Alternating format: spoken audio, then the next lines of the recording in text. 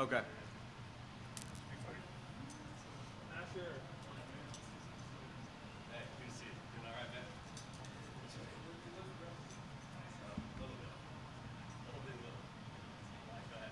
All right, mic test round two. Round two. Sounds a little loud here, but we're good there. All right. Let me get sure you guys oriented in what's going to happen so that I know you're busy, but we No, don't I'm actually have finishing time. right So now. I'm going to have you guys on labs. Okay. So you're going to speak for the labs, right? I'm going to first introduce you guys. Do you want me to do some fancy intro or you guys want to No, you're like on no intro. We don't have intro slides, but we're just gonna do brief. Yeah, you don't have to read out that. I'm supposed to. Oh.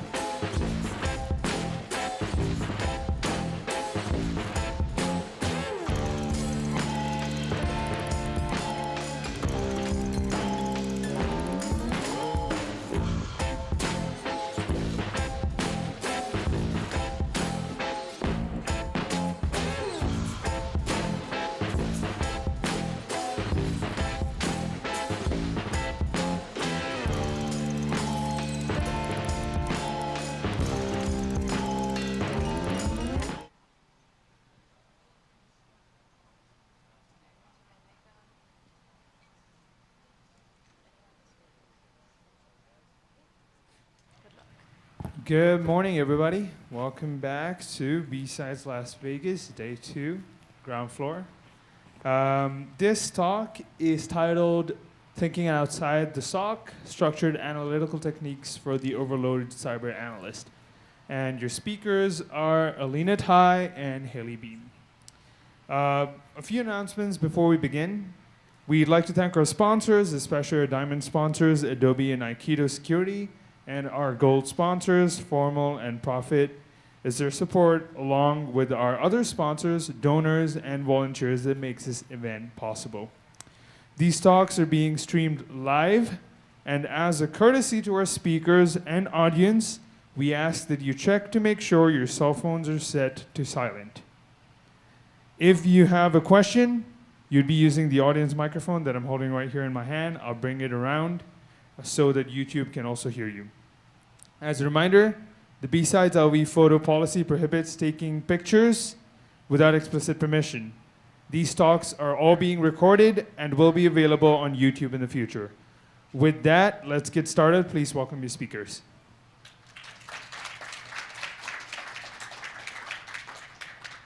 All right, good morning, everyone. Thank you for being here. My name is Haley Beam. This is Alina Tai. We're both from Washington, D.C. We work in incident response and cyber threat intelligence. We met in grad school where we studied intelligence studies. So today we're excited to share with you one of our favorite techniques that we learned together, structured analytical techniques, and then apply them to how we can utilize these in the SOC. So to start off, any SOC analysts in the audience? Cool, we have a couple. Well, today we're going to cover what structured analytical techniques are, also known as SATs. We'll probably abbreviate that. And then we'll discuss how we can use these to make better decisions. We'll see how we can apply them to current CTI frameworks, and then walk through some scenarios in real-world situations. So to get started, let's put ourselves in the situation. It's 2 a.m., the SOC phone is ringing, and we have an alert. There's PowerShell executing suspicious DLL, and then broader investigation reveals credential dumping, lateral movement, and possible data exfiltration to an external IP. It's time to wake up the rest of the team, it's time to broaden the investigation, and everyone's gathering for a kickoff incident call. So we have our intrusion overview, we have our team of analysts, and we also have leadership on the phone asking, is the threat contained? What gaps exist in our alerting? What was the timeline of the attack, and who was behind it? So we have our threat intel analysts, our DFIR analysts, and our threat hunter, all with their own analytical burdens. They're all acting under pressure and acting with limited amounts of data. So the intel analyst has to deliver that fast attribution. The DFIR is overwhelmed by incomplete artifacts, trying to piece together a timeline, and our threat hunter is kind of unclear of which way to go and where to look for more data and how to find the gaps in the alerts. So I want to talk about the cognitive biases. So does anyone know cognitive biases? What are they? Okay, so I see a few hands. So cognitive biases are mental shortcuts and dynamic errors in our thinking that may be affecting our decisions or our judgment. So there are around 151 cognitive biases, but we're just going to list a few right now. There are 9 on that. But so why do we need them? So in cybersecurity, the issue is we have the same shortcuts that could lead us to the wrong when accuracy and objectivity are in a rush. So biases are dangerous because they are unconscious and also automatic. So they might affect our analytical work. So let's say, I'm going to go over a few examples. So let's say confirmation bias. When we're doing analysis, we may be seeking evidence that supports something that we already believe in. Or let's say anchoring bias is when we're over-relying on the first piece of information that we found and we keep going back to it. So that's an anchoring bias. So optimism bias is when you're overestimating the positive outcomes, or again, let's say group thinking, when a bunch of people that have the same background, did the same work throughout years, we tend to form the same type of thinking, and this called group thinking. So pretty much we're just eliminating scenarios that maybe we are forgetting just because we all are kind of wired to think one way. So let's go back to our 3 analysts at the 2 a.m. incident. So let's say our CTI analyst gets a early report saying that we get some IOCs. And they're looking at it as like, oh, this is overlapping with APT 29. Boom, this is anchoring bias. So they're building their entire attribution assessment just based on this assumption. It's just like unconsciously dismissing evidence that maybe not fitting this APT 29 narrative. So maybe this intel analysis exhibiting anchoring biases on confirmation biasing, maybe a little halo effect thrown in. So let's say, oh, it looks like APT 29 in this side, so it must be APT 9 everywhere. Also, our threat hunter, when we're looking at it, they're also dealing with biases. So let's say they're hunting for techniques that maybe they saw in the last month's campaign. So they're maybe overlooking new patterns.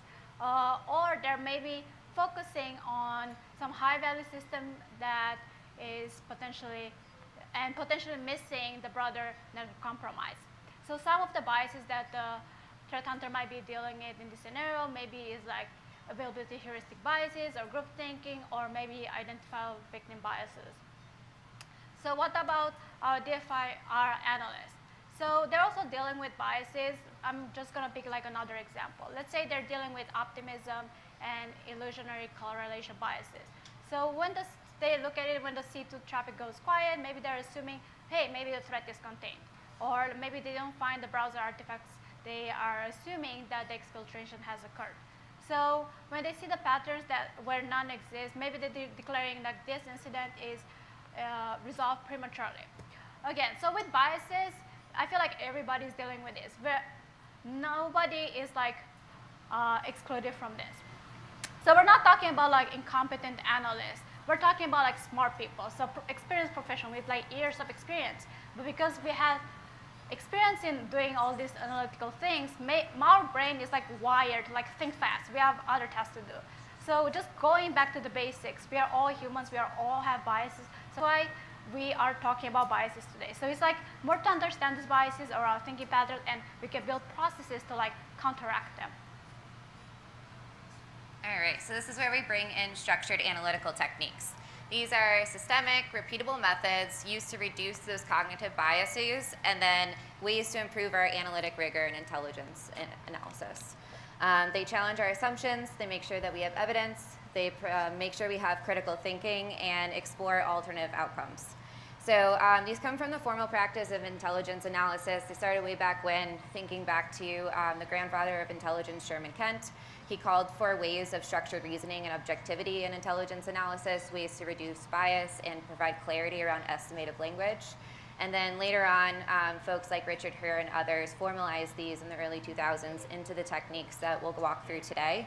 These were really heightened during intelligence failures like 9/11 or the weapons of mass destruction in Iraq. A lot of cognitive biases like groupthink were at play from those failures, and so these structured analytical techniques were put in place to help counteract that. So there's a ton of techniques. We could spend the next 2 days workshopping these, but today we're just going to walk through 4. The key assumptions check, indicators and warnings, alternate futures analysis, and then my favorite, analysis of competing hypotheses. Okay, so we're just going to start with the easiest one out there, key assumption check. So pretty much you have an assumption and you check it. So when you're building threat intelligence analysis, how much time do you spend examining what are you assuming versus what you actually know? So probably like most analysts, not much. We're just looking for an assumption that's like a quick solution. So the solution here is pretty much we are using key assumption check to verify our assumptions. So let's say we are assuming our adversary are behaving rationally, we're assuming our tools are accurately identifying these threats, or maybe we're assuming our infrastructure overlaps indicate the same threat actors. So the goal here is to identify and challenge the underlying beliefs that influence our analysis or decisions. So this involves explicitly stating assumptions, then questioning the validity and the impact of it. So key assumption check mainly like helps with confirmation biases, but like also other cognitive biases. So the process is pretty straightforward. There's only 3 steps. You first start with your assumptions. So you put out like a list of assumptions. What must be true about your analysis? What's correct? You're assuming, hey, your adversary have certain capabilities, certain motivation, or they like doing things in a certain way. So that's like an assumption. Then next you look and examine each assumption. how confident are you about this assumption? Do you have evidence to support it? How critical is this to your analysis? So without this assumption, is your analysis still valid? Lastly, the last step is you pretty much just test your assumption. So what evidence could invalidate your assumptions? Are there other similar assumptions out there? Maybe you can like bring somebody else in. So this is like only a 3 process step. I feel like once you like do it so often, it's gonna become mental. So I'm just gonna go over like a simple assumption. So we're gonna list in the first step our assumptions. So we're gonna examine them, seek evidence to support, and then test them. So let's say we have 4 assumptions. So we have, the tool overlap, hey, maybe this is the same threat actor. So the second assumption, maybe APT 29 doesn't share the same tools with other groups. Or another assumption, our tool identifications is accurate.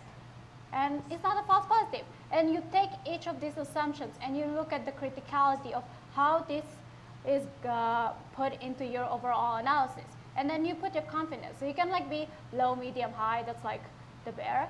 And based on all these assumptions, you like test each of them and see if your confidence is actually as accurate as you first predicted it. So the next one I was going to talk about is indicators warning. So as the name says I feel like it's pretty straightforward, but just in traditional intelligence, indicators and warnings was the process of detecting and reporting time-sensitive information about foreign developments that may be called forewarn hostile actions or intentions.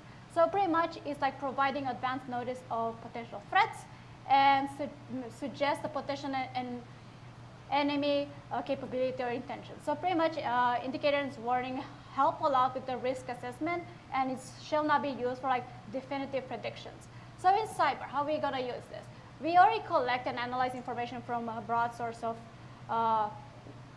sources. So just to like develop our indicators. Everybody knows about like IOCs, IOB, IOAs. So this serves as signals, so offering insights to potential or active cyber threats that may be targeting, let's say, a certain industry. We want to create like detection. So the goal of this SAT is pretty much to facilitate the prediction, early detection, and warning of cyber incidents tailored to your environment or your scenario. So let's say an example is you're researching the dark web for like threats. You don't want to like look everywhere. Like you have certain goals. You want to look for threats that are relevant to your company or like the assets you're looking at or certain vulnerabilities. The goal pretty much for me is like to waste less of my time. Like I have other stuff to do. And the process is, again, it's only 4 steps. So let's say you're defining the event. What type of threat scenario are you monitoring for? The second one is identify the indicators. So there are like 3 of them: indirect, direct, and environmental. So direct indicators are activities that are related to this threat. Indirect indicators are supporting activities or preconditions. And environmental is something that may be triggering the threat. The third step is like to establish detection methods. So where would you observe these indicators, or what data sources or collection methods are needed? And the last one is like to set warning thresholds. So what combination of indicator triggers may concern, or how would you escalate based on the indicator severity? All right, so we'll also talk through alternate futures analysis. So if you like overthinking what could happen next, this is a technique for you. There's also 4 steps with this to just go through a systemic method, explore plausible scenarios that could happen in the future. So step 1 is going to be defining what's our focus of the question that we're trying to figure out, what's our uncertainty, and what's the time frame around that. Then step 2, identifying key drivers. So what are critical variables that could shape the outcome? And then what factors have high impact but also uncertain direction? In step 3, we're generating the scenarios. So coming up with 3 to 4 plausible scenarios, making sure that they're mutually exclusive but comprehensively collective. And then each scenario should also be very consistent and as detailed as possible. In step 4, we're analyzing the implications. We're determining what the consequences are of each step in that scenario, and then we're asking, how does our response change based on each step in this scenario? This isn't going to tell us what scenario is going to play out, but it's going to tell us if these three things happen, this might be the scenario playing out, and since we've thought through it, we understand how to react. All right, the last one is my favorite one, which is the analysis of competing hypothesis. So maybe you're going back to our intrusion and we say like, okay, this is PowerShell executing a suspicious DLL. Are we saying that's suspicious because that's maybe our anchoring bias that we think it is, or could it be legitimate system admin activity or legacy software? We can put together all these hypotheses and then pull together evidence to help support which one is most consistent or least consistent. So first, generating all of our hypotheses, making sure we have some obvious ones, and then making sure that we have some unlikely ones too, even a null hypothesis thrown in there just for comparison. And then collecting evidence, so gathering evidence and seeing everything that relates to the scenario.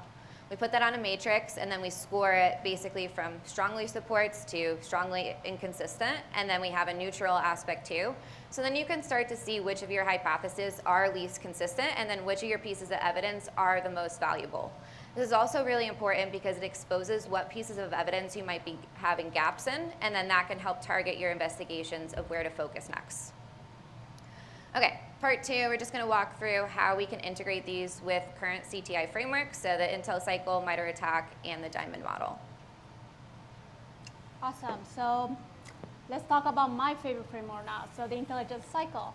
Let's look at how the SATs enhance each phase of the intelligence cycle. So for those who are not in Intel, I'm just going to like give a brief definition of what the Intel cycle is. So it's pretty much a structured process used to transport raw data in actionable intelligence. So it involves a series of interconnected steps, and it's not a one-time process, but a repeating loop where each phase informs the next. So usually it has 6 steps. So as you can see on the screen, it's only 5. So last step is feedback, but just for like the sake of this presentation, yeah, we're just sticking to 5 right now. So the first step is planning and direction. In this stage, we're just doing, for Intel, we're doing like priority intelligence requirements. So we're establishing our requirements of, hey, what intel we should collect. For this, we're just using, let's say, key assumption check. We are checking our assumptions to drive our priorities and testing those assumptions to see, hey, is this requirement or assumption is still valid? Is this relevant to our like goals or our company? So this helps to prevent misdirection in collection efforts. The next step in the intelligence cycles is collection. So in the collections, we are all collecting intelligence. We're collecting a lot of things, but just to like help out with like time, let's say time or like focus, we can use indicators and warnings, SATs to help with the resource focus. So instead of like, again, collecting everything, this SAT helps you direct to monitor certain channels that may be, let's say, more relevant to your company or the scenarios you're planning. The third step is processing and exploitations. In this step, we all know what red teaming, right? So red teaming pretty much just challenges the initial findings we find, the initial findings we get in our collection stage. So let's say instead of accepting, hey, this looks like a C2 traffic, maybe what if this is a legitimate encrypted traffic? The fourth step of the cycle is in analysis and production. So for this step, it's pretty much like beef of it. So let's say you're using ACA, so analysis of competing hypotheses. These SATs help with like evaluating multiple explanations and help attribution errors from anchoring on the first hypothesis that maybe came out to your mind. The last step, fifth, dissemination. So we all know about like the threat vulnerability risk matrix when we're like delivering those intelligence reports to, let's say, the relevant stakeholders. For this, we're just gonna add like the probability and impact SAT. So it's called low probability impact and probability SATs. This is pretty much just helps communicate the uncertainty range.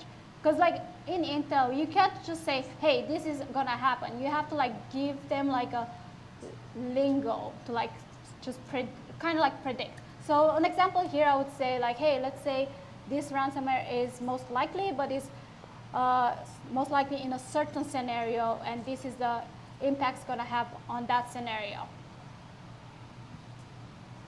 All right, so we all know and love the MITRE ATT&CK framework. utilizing this to map threat actor TTPs over time. The way we can utilize this with SATs is throwing in that ACH. So we all struggle with attribution. It's always going to be a challenge. So threat actors love to overlap. They love to use identical TTPs. And just because the technique overlap doesn't always mean the same threat actor. So in this case, we can use ACH, build out attribution matrices. We can also have competing threat actor hypotheses. And then therefore, you can help use this to score both from a technique base, but also what you're seeing in your intrusions as your evidence, and then have a stronger conclusion of why you're maybe excluding certain threat actors or why you're including them going forward. For a third one, we also have the diamond model. So we can utilize this with various SATs. The alternative futures analysis can help look at the evolution of TTPs over time. We can throw indicators and warnings on there to really hone in on the infrastructure and the victim elements of the model. Look at shifts in targeting patterns or tooling changes. And then lastly, I love an ACH because you can throw it on everything. But again, it comes back to attribution and then just strengthening your analytical conclusions. So jumping into our last part of the presentation, we're going to walk through 3 different scenarios and then apply the SATs and then how the SOC can kind of operate with these. We're going to go through insider threat, geopolitical cyber response, and then some cyber criminal activity. All right, so starting off with our first scenario, we have the DPRK IT worker threat or legitimate user. If you're not familiar with the DPRK IT worker threat, highly suggest going to research that because it's really interesting, fascinating, and it's probably in all of our environments. Scenario overview, we have a machine 24/7 activity utilizing awake software, and then there's evidence of remote management and monitoring tools. There's periods of high activity, multiple collaboration tools are in use, and then we've also found information that there are laptops being shipped to similar addresses with various names. And then we have, of course, our suspected DPRK IT worker insider threat investigation launched. So what we'll do is we'll perform a key assumptions check to determine, is this an actual risk to our environment? And then we can use indicators and warnings to help broaden our threat hunt and our intel assessments. So right now we're asking the questions of what assumptions do we have, and then what indicators can we pivot on? So diving into the key assumptions check, our first assumption is going to be our background check process is pretty sufficient. In reality, the DPRK IT workers are bypassing these background check processes by using US stolen identities. And we see that in evidence reports of this being across multiple companies. The impact to us is going to be high. The fundamental hiring process is failing. They're being able to bypass that. The second assumption is that our geographic verification process is going to prevent any foreign actors from accessing our environment. However, in reality, DPRK is utilizing these laptop farms so in proxy operations, so they're able to get into our environment and look like they're US based. We're seeing this through the FBI seizures and operations taking down these laptop farms.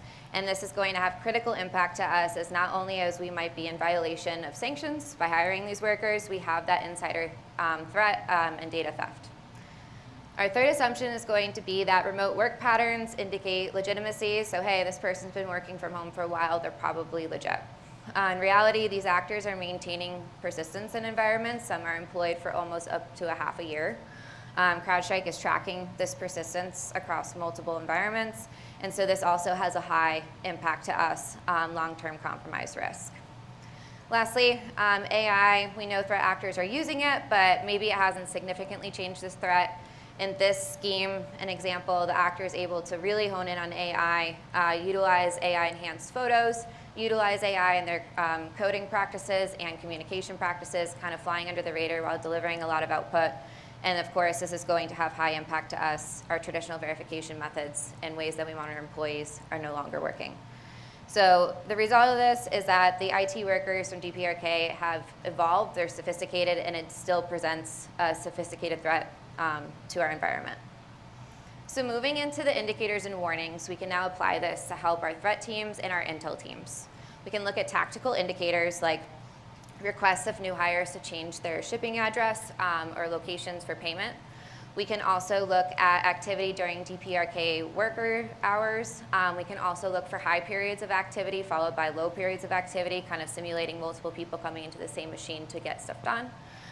We can look at tactical variables and known IOCs like alerting on Astro VPN usage or the same voice over IP or email addresses.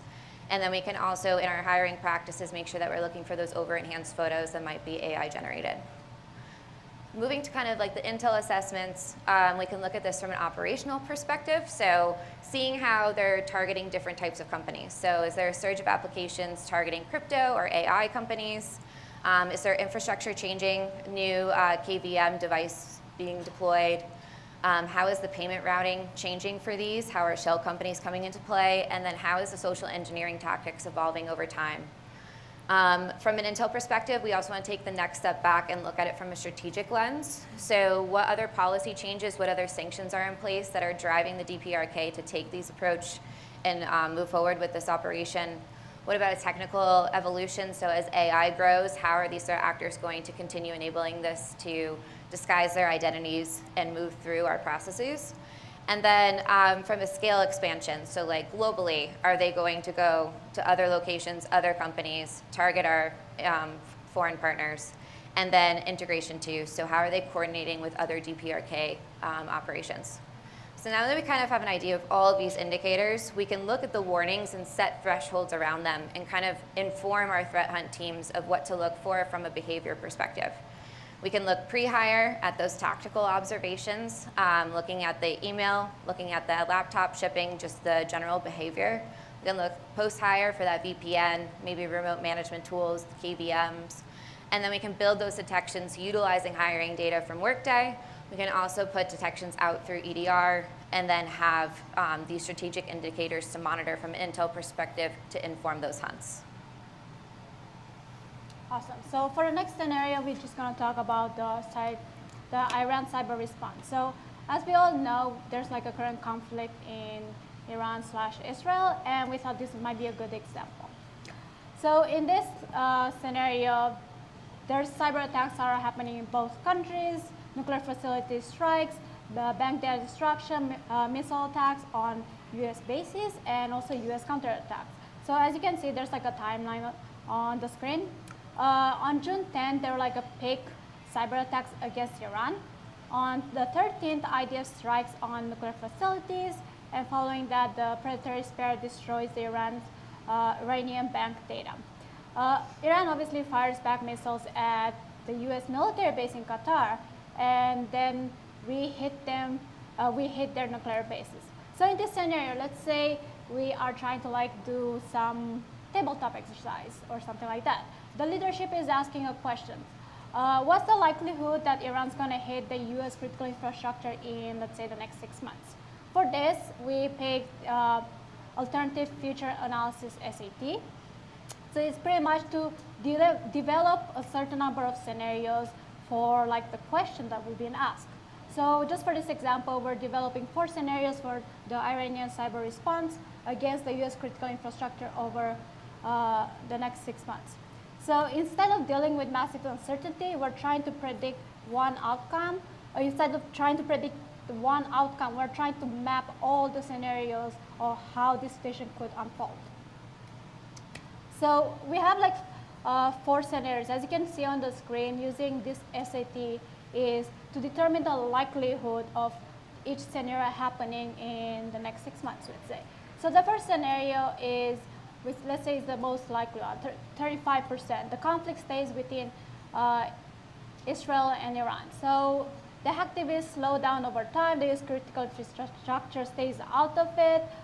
There's not much happening. So as indicators, we see reduced attacks frequency or maybe US diplomatic engagement. So the implications here are the return to baseline cyber threats level. The second scenario that we may be developing is, hey, what if the cyber war is escalating? So the Iranians just start hitting the US power grids or maybe the water systems directly. So this is a pretty bad scenario. So this is definitely going to trigger the national emergency protocols and the military cyber response. We're just based on our indicators, we're just going to give it 25% probability. So we're just looking at like, let's say, Telegram messaging, infrastructure reconnaissance capability. And the implications here, like I said, US military, cyber military is going to get involved. The third scenario, this is in no order. It's just like random scenarios that you develop just through brain, just thinking. So for the third scenario, let's say we have proxy campaigns. So it's, let's say 30%, Iran is playing the long game through proxies. So they're keeping the hacktivist groups active through certain campaigns or website defacement. Their goal is to like keep enough distance to like avoid direct retaliation. So for indicators, we can again look at Telegram or look at recruitment or their like funding. So again, this is the implication, these long-term defensive resource allocations. How long will Iran have funds to like fund all these other groups? And when are they going to run out of this funding? And least likely, we also have to like include something that, hey, it's out there, probably it's not going to happen, but we should just add it. So let's say we are taking the negotiation route. We're doing everything to like diplomatic negotiations, and Iranian is just not giving up, but like they're limiting their cyber operations. So everybody's backing through, just steps back through their back channel negotiation, everything goes quiet, the whole thing is kind of over. So this is possible, but historically this has not been de-escalated that cleanly. So the goal here is like, instead of betting on one prediction, leadership can prepare for multiple realities and watch for early indicators in which direction we might actually head out to. All right, our last scenario is going to be the cyber criminal attribution case. So we have a ransomware intrusion at a luxury hotel chain. This started through a phishing attack targeting the help desk staff. One employee was specifically a victim. They had their credentials reset through MFA fatigue. This enabled access for our threat actors.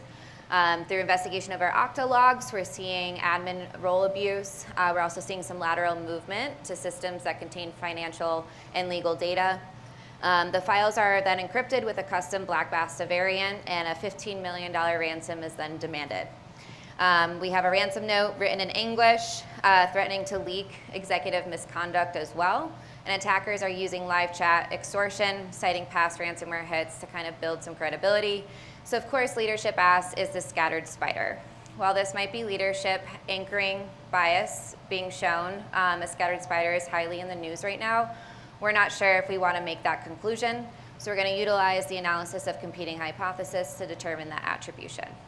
So what we're going to do is develop 4 different hypotheses: that this was done by scattered spider, that this was done by a Black Basta affiliated group, this was done by a new threat group that we're not sure of yet, and then we'll throw in a null hypothesis, is that we don't have enough evidence to determine attribution. So we're going to take the pieces of evidence that we saw in our investigation and put them down the table here and put our hypothesis across. We're going to say that we have the help desk engineering. We're going to talk about the abuse of Okta and MFA. We're going to highlight that custom Black Basta ransomware variant. Something that we uncovered in the investigation is that we have a C2 infrastructure overlapping with Black Basta IPs. So that's definitely something we want to call out. But we also do want to call out the TTP similarity with scattered spiders, not ignoring the previous attacks in the news. We're going to highlight that the target sector was hospitality, and then call out the extortion aspect with the data leak threat and the personal misconduct. So our hypotheses, we're going to score them, putting a plus sign for anything that supports that, putting a double plus sign if it strongly supports that, throwing in some zeros if it's neutral, it doesn't really support, and then minus signs if it's inconsistent. So while we are seeing a lot of consistency with the scattered spider hypothesis, what we can hone in on is that hypothesis 2 is the strongest one because of that Black Basta variant. So we can tell our leadership team that we do have some overlap between these teams, but because we are going through this ACH process, we're able to confirm that it is a Black Basta affiliate with moderate to high confidence. So ACH, all of these SATs, what we can do is kind of come back to our intrusion and our team of analysts here. Our intel analysts can truly benefit from a key assumptions check, making sure that they're not making rush judgments based off of APT reports they previously read. They can also benefit from an ACH to determine that attribution. And then we can look at our DFIR analysts. They could also benefit from a key assumptions check, maybe throwing in some alternate futures depending on how different attack scenarios could play out. Red team analysis, I know we didn't dive too deep into that, but I think we're all familiar with blue team, red team analysis, pretty much the same practice we do here. And then from our threat hunter, let's do some structured brainstorming, but then utilize the indicators and warnings to help do those behavior-based hunts. So SATs, there's a ton of them. Sometimes they take a lot of time, but just throwing one in here and there can help save some time, especially when you're dealing with a lot of pressure and a lot of uncertainty and rush to make decisions. I know I've used it in the past when we've had different hypotheses of what could be happening or what different pieces of evidence could be used, and it's been really beneficial in the SOC. These aren't going to eliminate that uncertainty. These aren't going to eliminate our time pressures, but they are going to help us make stronger conclusions. So the next time you're facing that 2 a.m. call or the under pressure decision, consider using one of these and then help improve your defenses overall.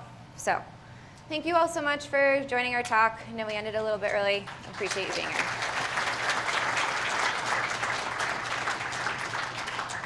We have time for a couple questions.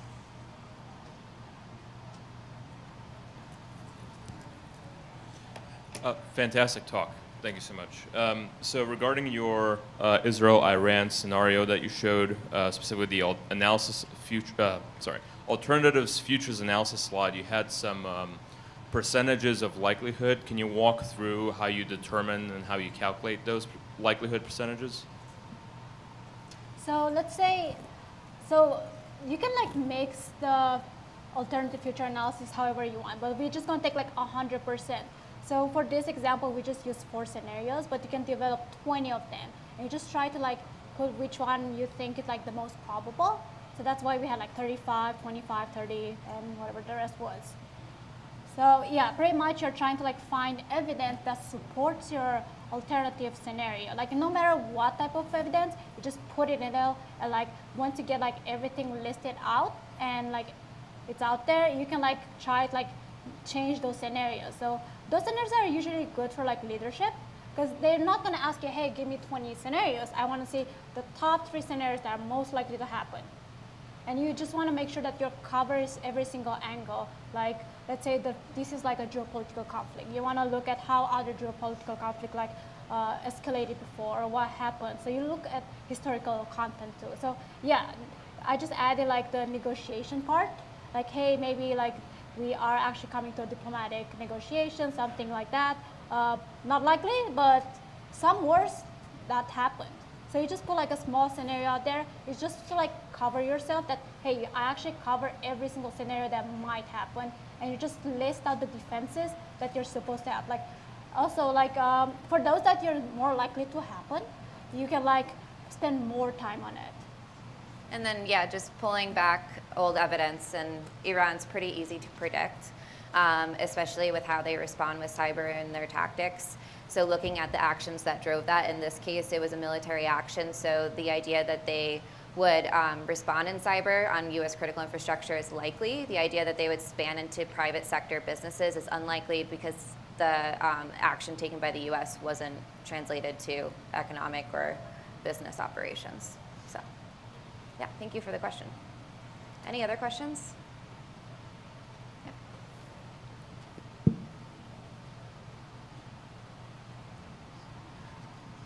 Thank you so much for the talk. The one thing I was thinking about the whole time is it's really fascinating how you can use this to, kind of adjust and validate. But how much time does it take to compile something like this during a real-time event in order for it to be relevant? That's a good question. I think if you ask some formal Intel analysts, they would say days to months. We've also done them in coursework, or I've done them in investigations that have been tailored down to an hour or 2. One of my coworkers is in the audience. I know one time we had an indicator that we were unsure of, and was this malicious, was this not? And so we threw an ACH on it. In 2 hours, we were able to bring that to leadership to say, this is why we're excluding it from our analysis. So that's been really helpful, but I mean, indicators and warnings, that could be its own Intel assessment of however long it wants to take. It could be its own threat hunt, but I think putting a few hours together, putting the right team members on it, and then executing it will just give you that evidence to say, this is why we did this. So instead of kind of that gut-based hunt. And who do you have doing this analysis in terms of, is it composed of multiple different groups from the people actually executing it, or is it a separate team? It's usually the analysts involved in the actual investigation. So multiple IR, like whoever's working on the analysis itself. So if you have your team of Intel analysts, it's challenging when you might only have like one person working on that, obviously. So then maybe pulling in people from that same team. Or in a different case, like maybe in a key assumptions check, you pull in people from various teams in the SOC to kind of give that different perspective and diversify the answers. Yeah. Thank you. I think we have one more question. What kind of tools have you found effective at communicating a lot of these analyses to, like you mentioned, leadership as a primary consumer of them? Do you like package these up as slideware? What's been effective for you there? So in my case, I'm lucky that my leadership has a background in Intel, so they're familiar with these types of techniques. So just kind of walking through, like, I think the ACH is a great example of that output of having the matrix there so you can really show your evidence and then show your arguments with it.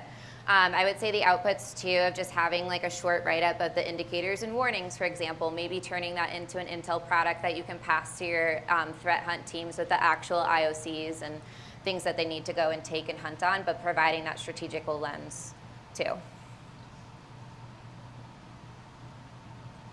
All right. Well, thank you, everyone. Have a great rest of your day.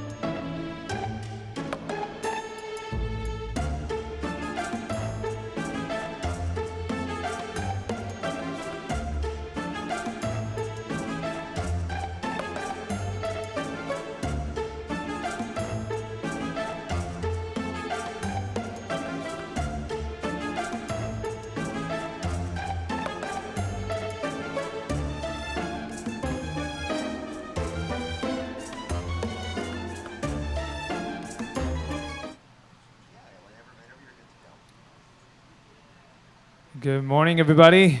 Welcome back to B-Sides Las Vegas, ground floor. This talk is securing front ends at scale, paving our way to a post-XSS world. And our speaker is Aaron Shim. Right there. Well, thank you. A few announcements before we begin. We'd like to thank our sponsors, especially our diamond sponsors, Adobe and Aikido, and our gold sponsors, DropZone AI and RunZero. It's their support, along with our other sponsors, donors, and volunteers that make this event possible. These talks are being streamed live, and as a courtesy to our speakers and audience, we ask that you check to make sure your phones are set to silent. If you have a question, you'll be using the audience microphone that's in my hand. I'll be handing it around so that YouTube can hear you. As a reminder, the B-Sides Las Vegas photo policy prohibits taking pictures without explicit permission. So please do not take pictures, even of the screen. These talks are all being recorded and will be available on YouTube in the future. With that, let's get started. Please welcome your speaker.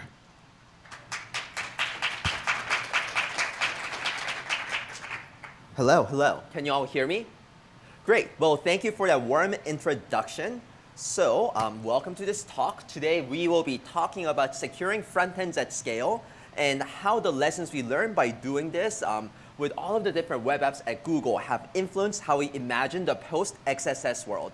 So, as you may have heard, cross-site scripting, or XSS, is a really hard problem to solve.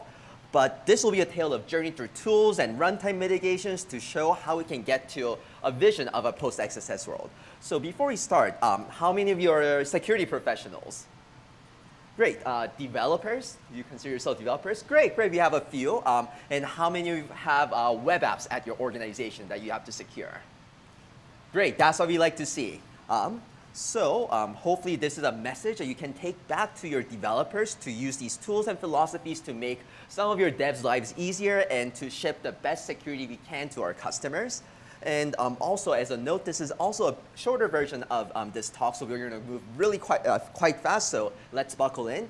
And as a disclaimer, so a lot of this work is what we do on our team, but the opinions are like my own and not the company and not the team. Great, thank you. So to introduce myself, my name is Aaron. I work at Google in the New York City office. I've been there almost 8 years. My team primarily focuses on deploying web security mitigations across the entire fleet of Google's web apps, across hundreds of web apps and billions of users. And before security, I worked on some product side teams before. So I tried to approach a lot of these security mindsets with focus on the empathy for developer. At the end of the day, we are all on the same team. We want to ship the most secure product to our users. So how can we work together and make life as easy as possible for the developers who are our partners in this journey? So a quick agenda of what we will talk about today. We're going to do a quick intro of cross-site scripting so that we're all on the same page. We're going to talk about our strategies to how to write more secure code at scale. We'll talk about our runtime browser-side mitigations so that we can complement this safe coding approach with runtime mitigations to make sure we really caught everything. And then we'll talk about an extension of these mechanisms and how that leads to our post-XSS world. Great, so XSS is something you've all probably heard about before, but let's recap and talk about why this is still relevant in 2025. So Google runs a VRP program, a bug bounty program, and this is a visual of the payouts from about 5 or so years ago. As you can see, half of these are web issues. Makes sense. Google has 1 or 2 web apps. You may have used them before. And you can see that in the diagram, just how many of these individual vulnerabilities were some form of cross-site scripting. So this is really a massive problem for us, and we are inspired to develop techniques to remediate these at scale. So before we get into the mitigations, let's go ahead and recap briefly what XSS really is. The web is dynamic by design. You want your websites to be interactive and react to your users. What is dangerous is that amongst many of these moving pieces, data and code can get mixed up with more powerful APIs, and it's really not clear sometimes what is data, what is code, and this confusion leads to injection attacks. And this could really lead to a user having more control over the site than they really should.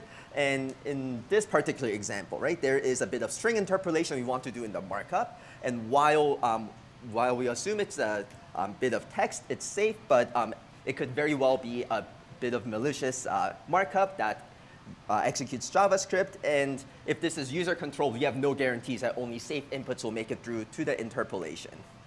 But why is this kind of injection dangerous? Well, whenever there's an XSS, an attacker can essentially run code in the context of a user session.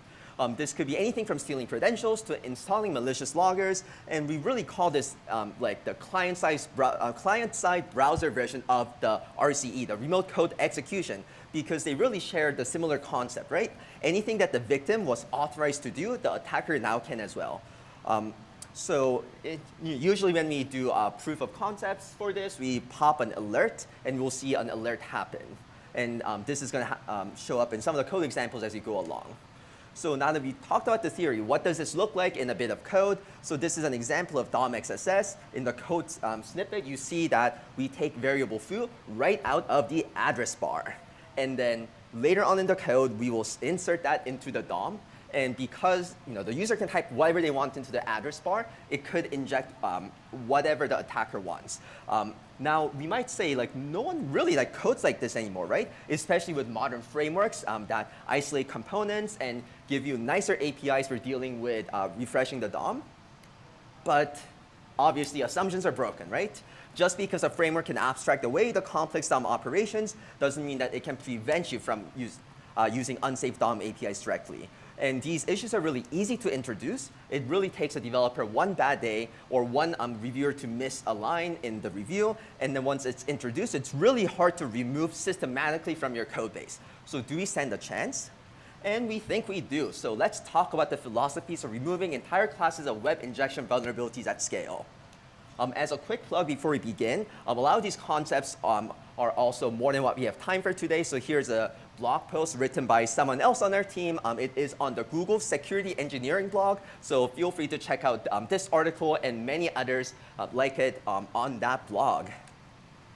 So another way to think about the protections that we deploy as a part of the solution is that they are really like pillars that support our complete defense in depth mechanism. They work together to uphold security in each aspect of the development lifecycle. And we will now talk about each of these individual parts and give examples of how we add this to our engineering process. So onto our first idea, frameworks that give you security superpowers. So the big idea is that the basis of our at-scale defense against cross-site scripting comes down to relying on frameworks that are context-aware templating, have built-in compatibility with these security headers or mechanisms, the runtime enforcement mechanisms like CSP, and are secure by default.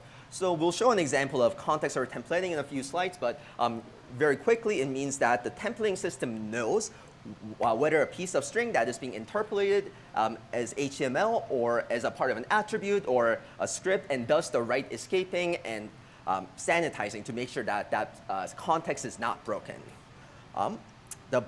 And this is really a part of like the safe coding philosophy at Google, right? And this is a term that we'll use a lot throughout this section. It's giving the tools to developers that take away, allow the uncertainty from the developer on how to use and configure these security features, and also make these features hard to misconfigure in an insecure way. And we really want security here to not get in the way of shipping great features to our end users quickly. So we want to work with frameworks that do not work against the developer as they try to write code that is vibrant and user-friendly. And hence, a framework built with these security-related features in mind, with compatibility with security features like CSV, but also with a design, with a focus on API design and emphasis on developer experience is really key. And you might say this is possible at Google because we have a lot of control over our internal frameworks and give guidance to our in-house developers on what the best practices are, and we can really control that culture tightly. But what if you aren't building web apps inside Google? How can you get some of these benefits? And thankfully, our colleagues have worked hard to ensure compatibility with these powerful security features and some of our other frameworks as well. For instance, all the work that we did in-house for Angular and Lit, that is also available open source, so that the open source ecosystem can benefit from the work that we've done there. But our contributions aren't only related to Google-sponsored frameworks. Our friends at Meta have also worked hard to make React compliant with their web security strategy, so it has a lot of goodness baked in. And we've also submitted PRs to some other React-based frameworks like Next.js to work well with some of these philosophies. So here is a concrete example of what some secure by default features at work in one of these frameworks that we just talked about. So the code example here is from OWASP Juice Shop, an intentionally vulnerable web app designed for trainings and education, written using a modern web stack and modern frameworks. And we'll just note that we are using Angular here because of the availability of the code snippet, but the philosophies described here are not framework or like company specific, right? We really hope to see more of these propagate throughout the ecosystem. So this particular component, it's a part of the Angular templating for the piece of the page that is going to pop the XSS. And here we see that there is something that is bound to the inner HTML attribute inside that node. And it is a property search value that we're going to poke around and find in the controller and see where it comes from. And let's keep in mind that whatever is set to be bound to inner HTML here will be treated as markup. So it'll be inserted into the page, and it'll be running as code. And in the controller, we can see that search value property is being set. And it depends on this variable called query param, which depends on the URL of the page. So maybe there is a bit of user control string that is being interpolated into the DOM through inner HTML in this bit. But do you also notice this lengthy function called bypass security trust HTML? This really unwieldy name should give us a clue that something is out of the ordinary is happening, and this is the core of how Angular's API design works. It's telling us that by bypassing security with an input that is clearly user controlled, and this is supposed to make you feel a bit uncomfortable, and it's supposed to make you check this bit of code a little bit more carefully. By contrast, what if we didn't have that very bulky function in the way, right? What if we just try to set this user control string directly to the property? Then Angular's auto sanitizer behavior kicks in, since we know from the template that this is being bound to the inner HTML attribute. This needs to be treated as a bit of markup, so Angular will apply the default HTML sanitizer, sanitize the value before putting it in the framework. So the XSS will not happen if the code is written like this way. And this is really the core of the secure by default framework strategy.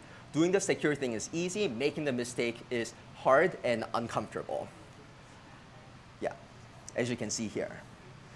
You can read more about the best practices in the Angular official documentation, and it goes into a bit more depth than what we're covering here. And we also want to stress again that while we use Angular as an example, since this was a code example we had, none of these philosophies are locked down to the framework, right?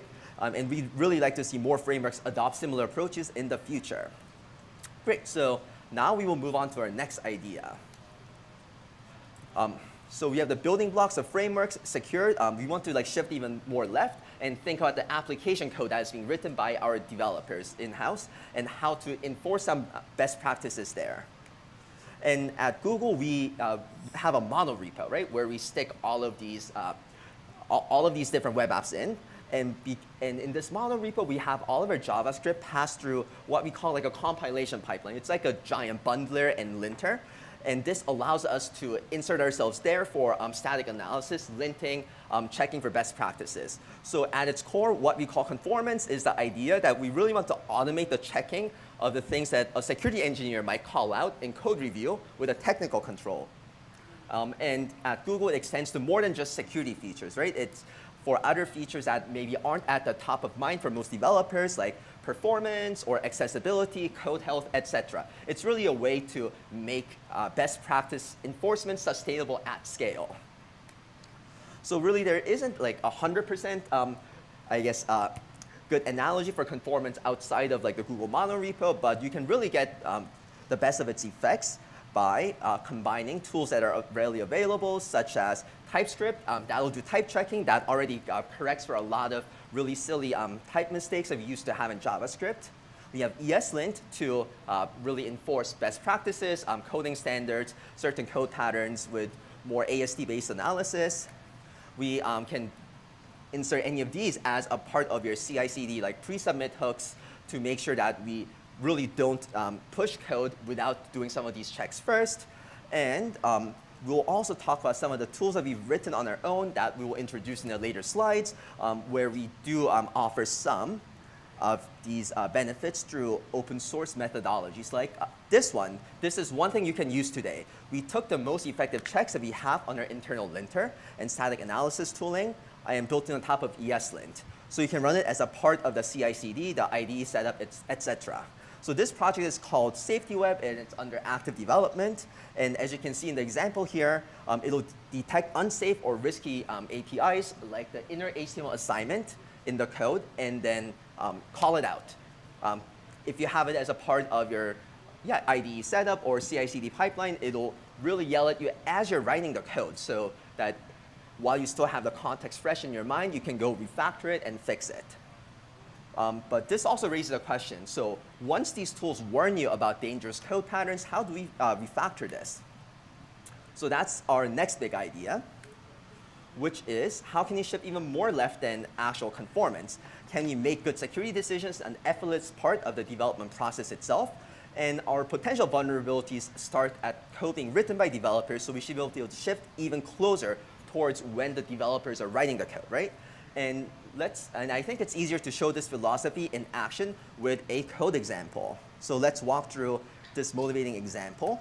So here's an example application with 3 different sections. I know they're all on the same page, but you can imagine that they're in very disparate parts of the code base, maybe worked on by 3 different teams. In this application, let's just say that we accept user input and then try to format it and display it back to the user.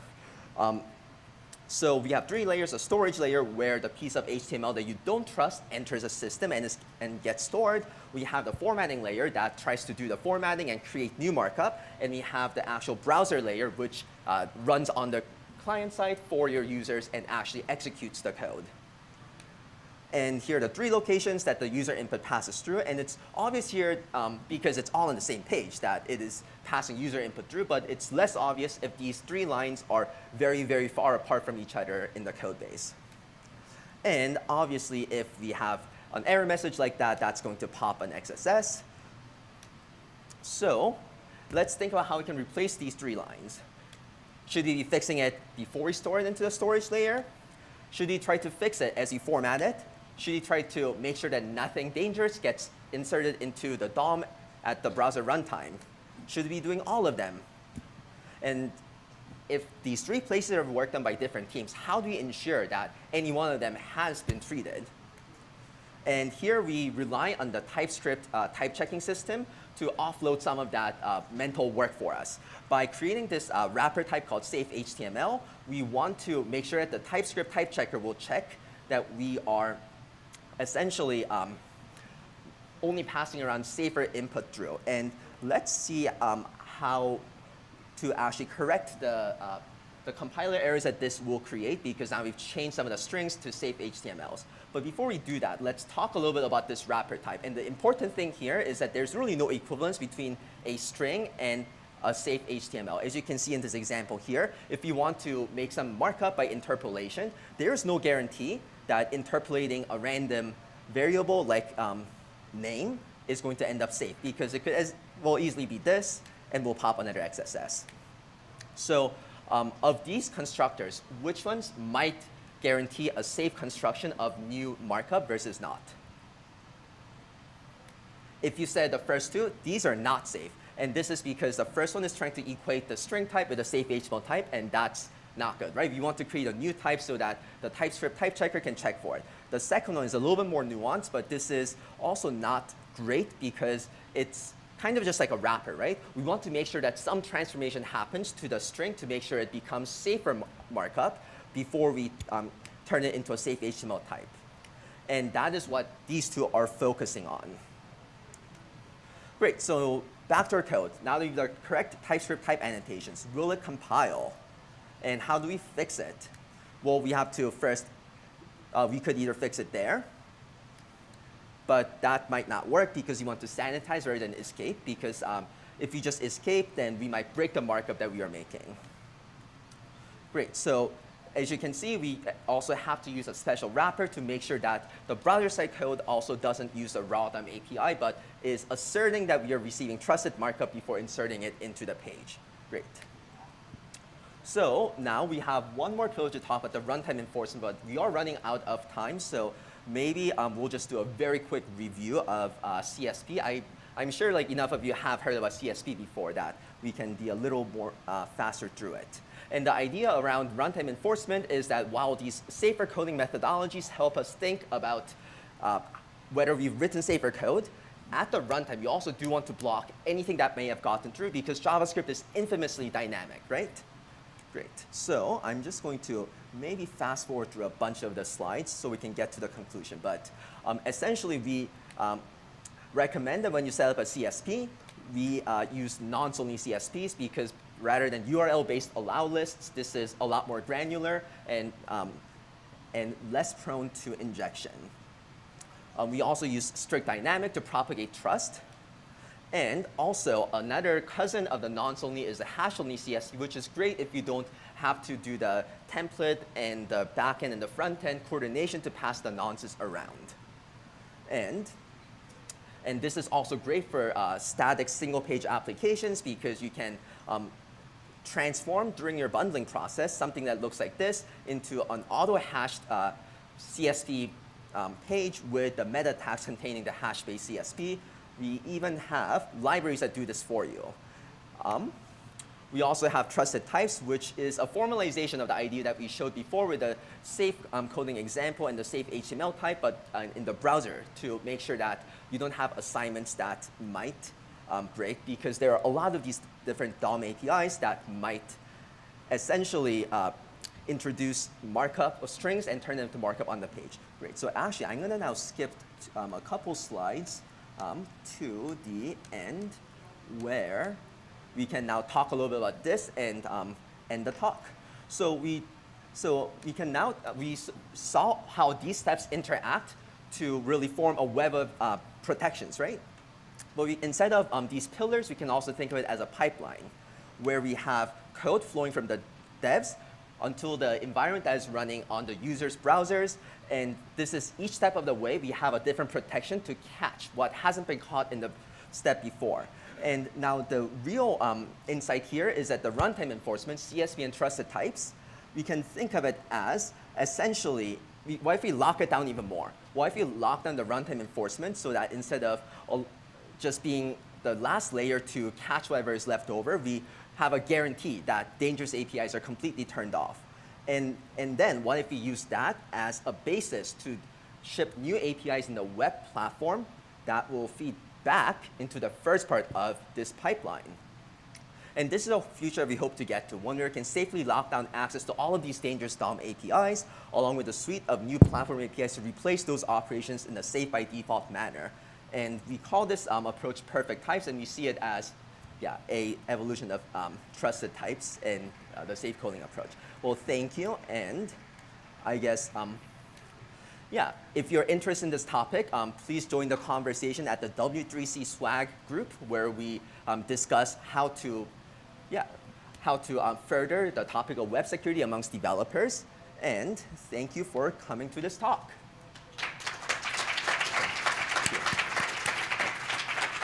Oh, thank you, Aaron. Thank you so Great. much. Well, we're done, guys. Thank you for that. If you want, you can come up and ask him questions or something. But Can I just unplug? Oh, can I unplug? yes.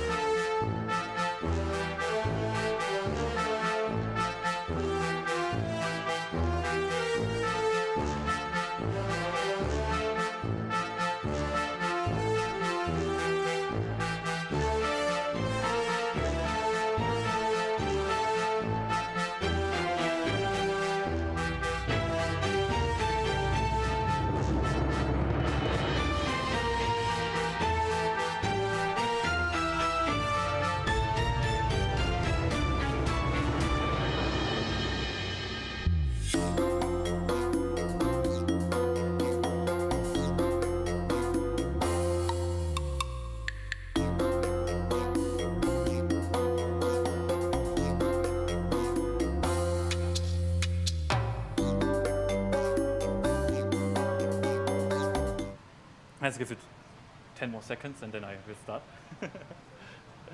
Well, until you give me the sign, that's good.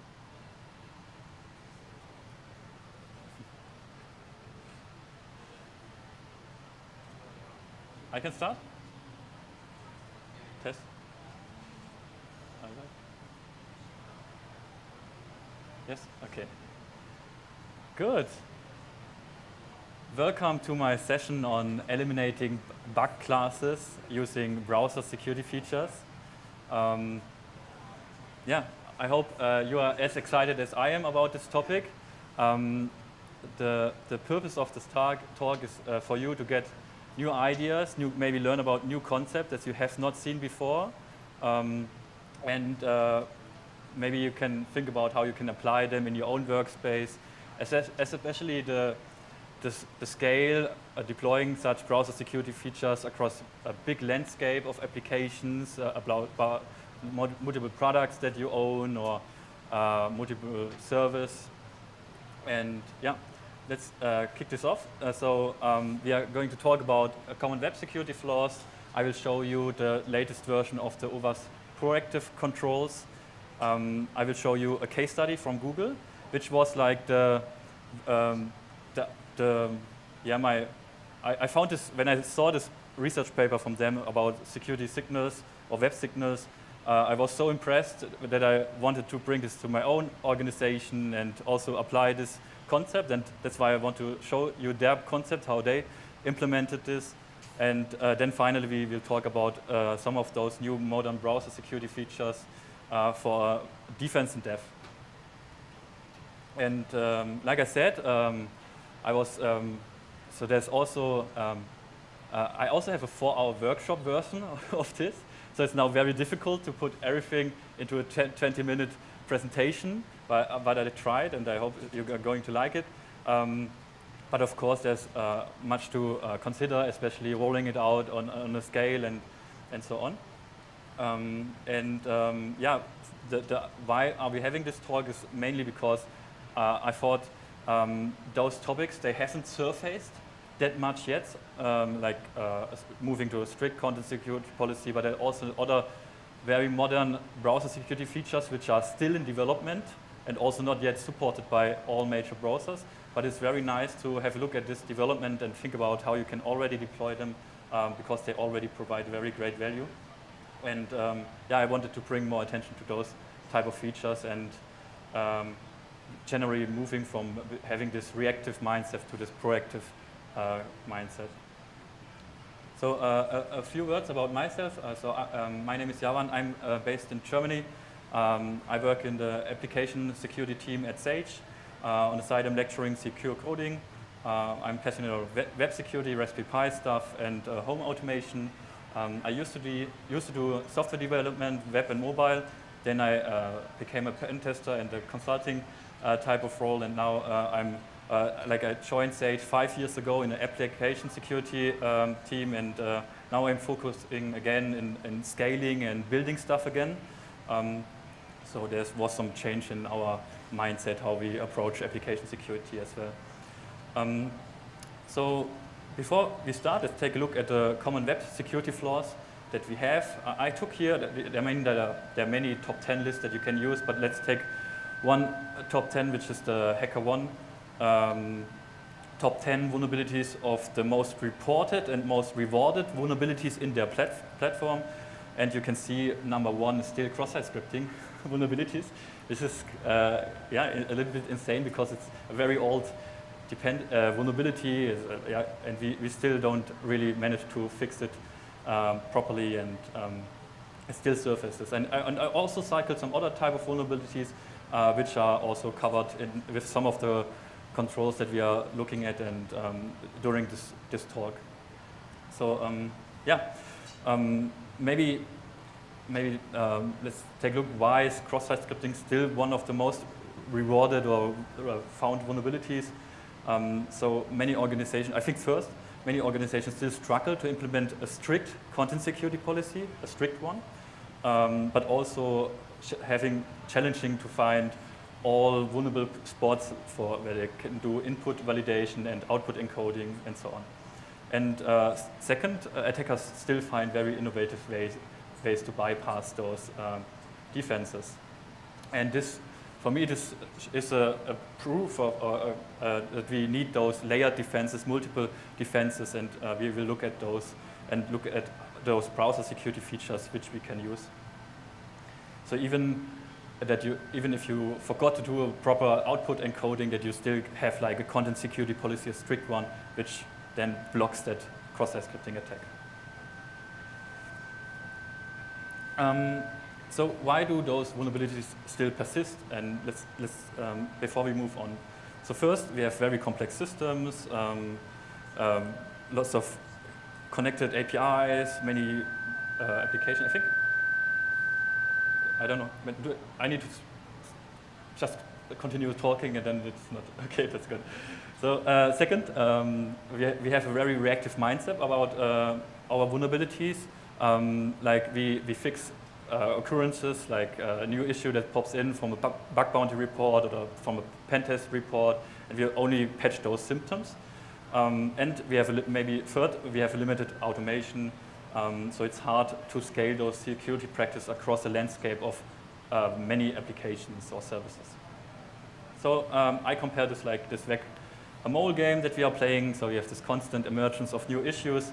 We are very reactive, not proactive, and with that we have a never-ending cycle. And it became very stressful, resource-intensive, and with that, of course, we don't have time to properly look at the root causes and also no time to implement those proactive controls. So, yeah. Then I wanted to show you the last version of the OWASP proactive controls, which is a top 10 list of very good practices. And of course, number 1, number 2, it's all about input validation, output encoding. Those usual practices that we already know and that we already apply every time we have a vulnerability coming in a pen test report or from any type of static source tool scanner. So, but I wanted to show you the number 8, which got added in the last version last year, number 8, which is about leverage browser security features. So we now see there's indeed something happening, which we should take a deeper look during this talk. And for me, this also means we need a defense in depth, and this is basically how we scale the vulnerability elimination, because we won't be able to patch or all the input validation or output encoding. Maybe we won't be able, and that's why they still surface. So we need this defense in depth, and here are just a few examples how you start doing that. Like the first one here, session hardening. You add a HTTP only flag to your cookie so that a JavaScript, if you have a cross-site script vulnerability, cannot access that token or that key from the cookie. So there are multiple defense in-depth mechanisms. And the last one, finally, the browser-enforced policy. This is about having a secure, a strict content security policy. Just an example for some of the defense in-depth mechanisms. Now I wanted to show you that research I was talking about initially from Google, and you should really look that up and download this paper and read it. It's very, very good. It's called Security Signal, and but I'm going to show you what they actually did in this paper, because I use it as a blueprint, as a template to now work similar as they approached it. And I mean, it's from Google. They kind of own Chrome, and they worked on those standards. They worked on this content security policy version 3. They worked on those new security headers, which we will talk about, like segfetch metadata and some other security headers. So it's, of course, they also have now a very nice approach of not only adopting it at a certain scale, but also measuring the adoption at a certain scale. And that was what I found interesting if you work in a large enterprise. So let's take a look at a challenge. The challenge is, of course, adopting to those security features in a very large-scale web ecosystem. And how they approach this, the solution is quite easy, because most times you already have a reverse proxy, like an Nginx in front of everything, or even if you use a commercial version like Cloudflare, you basically already have your man in the middle. You can inspect there, and you can put up some rules, for not only setting those security headers, but also checking if they are existent, and that you can apply that as in one place for everything, basically. And that's basically where this works. So it's like a proxy level, and they use some synthetic signals. That's how they call it. So it's about making it measurable. So actually, they check on each service. They check, for example, is there content security policy existent? Is there CSRF protection existent? They check, are the security fetch metadata header existent? And I will talk about those and explain how they work a little bit later. But also, of course, interesting, do I have a legacy application? Do I have a modern framework? Maybe the modern framework is already doing the output encoding by default. So like, it's giving us very good indications, which we could inspect on a proxy level. And finally, so this is a screenshot from that paper, but I found it very useful to show you how you can make it measurable. This is a scorecard which you would have for every service. And here they show you, okay, we have a trusted type header set, we have some other headers defined, and this is just the outcome of those metrics. Unfortunately, there's no commercial product. This is not open source. We have to build this ourselves right now, so vendors, please listen. But it's a very good, innovative idea. Let's talk about those browser security features which I just mentioned during those slides. But before I talk about those, I wanted to show you a cross-site reaches forgery vulnerability.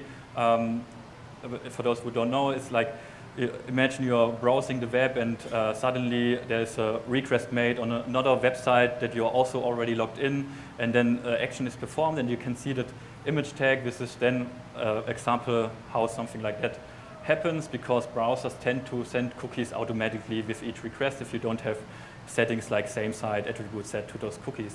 So this is an attack, can look like this code snippet as well. But now there's something new, which is those security fetch metadata headers. And with those headers,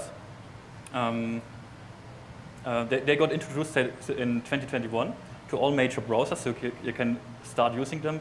It's another defense in depth, how you can protect about cross-site reaches forgery attacks. Because now you can start validating server-side on your Nginx proxy level, where did this request came from. To make this more clear, this example, this is how a curl request looks like if you send it in your command to example.com. You just have those, this bunch of headers being added to the curl request. But let's compare this request, how it looks like if you open example.com in your browser and you open DevTools, Network Inspector. And then you can see those segfetch headers, they give you very detailed and very good information about where this request came from, also the target origin and the current origin, like is it a cross-site request basically. So it basically tells you already, okay, this is cross-site request. So what we now just need to do is verifying that header and just look into the value as a defense in dev. And this is very easy to deploy. You can just go in your Nginx and write that rule. I think this is how the rule can look like that you need to code.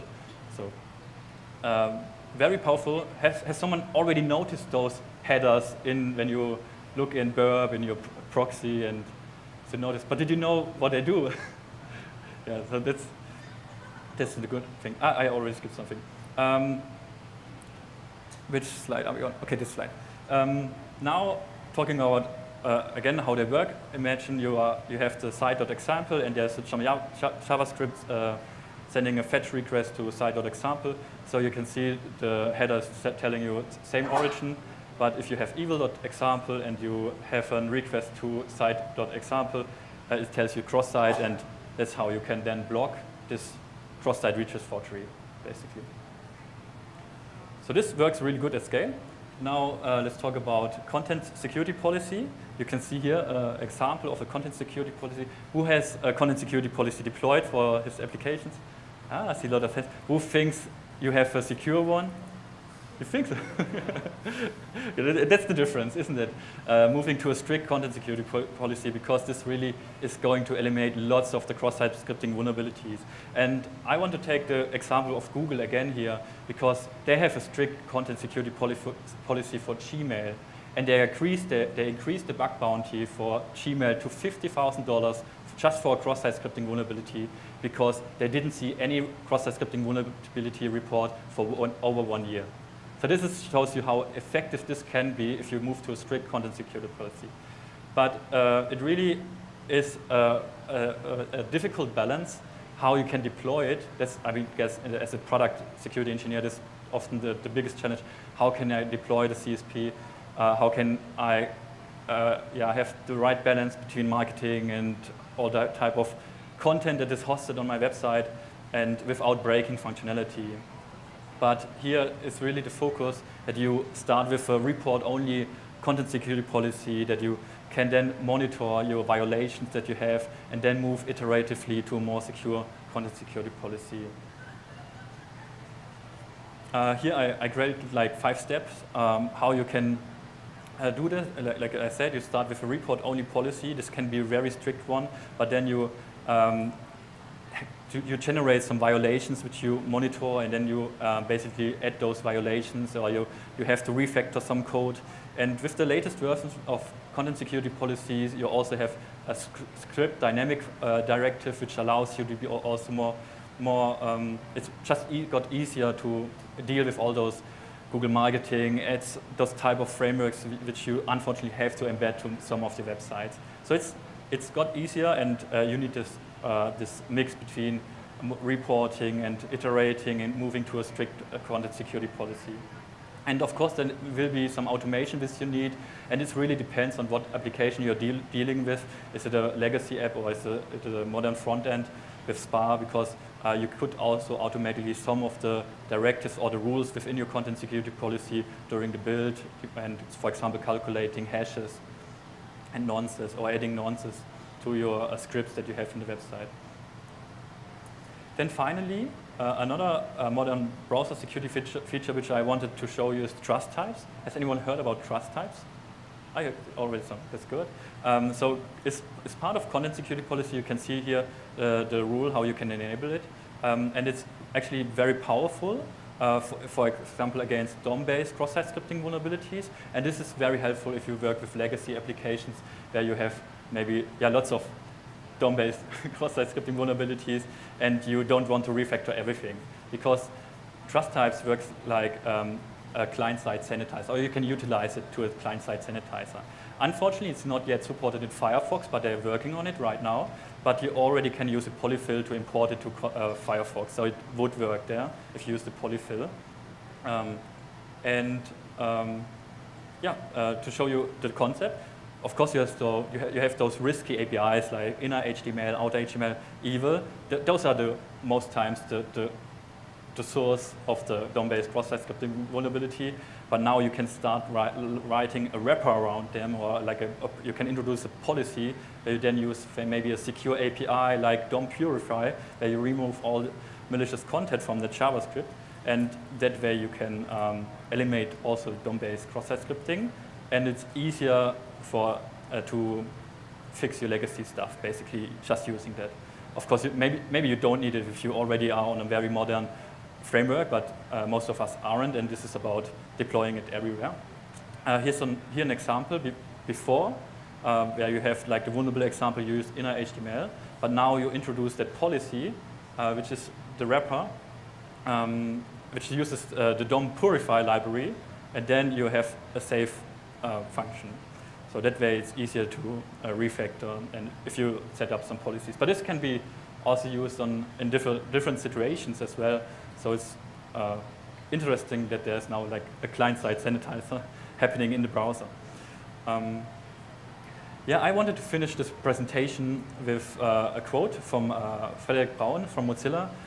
So he was saying, web security is increasingly an opt-in approach, leaving developers with both the opportunity and the responsibility to protect their applications.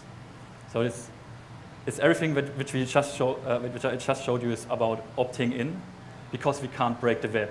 they can't put something out there which changes the standards. And I think thinking about cross-site scripting vulnerability, one of the oldest vulnerabilities we have in the web, maybe it's a design flaw from the beginning, but we can't change, we can't break the web. So some takeaways. Let's shift from reactive patching to this proactive security. Think about how you can implement it in your organization, because it can be a real game changer, especially if you have one application that has one cross-site scripting vulnerability. In my experience, depending on the time and effort you put in, you will be finding more cross-site scripting vulnerabilities in the same application. So having a content security policy is very great. And adopting to those secure by default principles, those headers, and recognize the power of those browser-led security features. And with automation, you can also scale. You saw the example how Google did this with the Nginx proxy. And let's start doing this. Commit to the bug class elimination. Thank you for listening. I hope you enjoyed.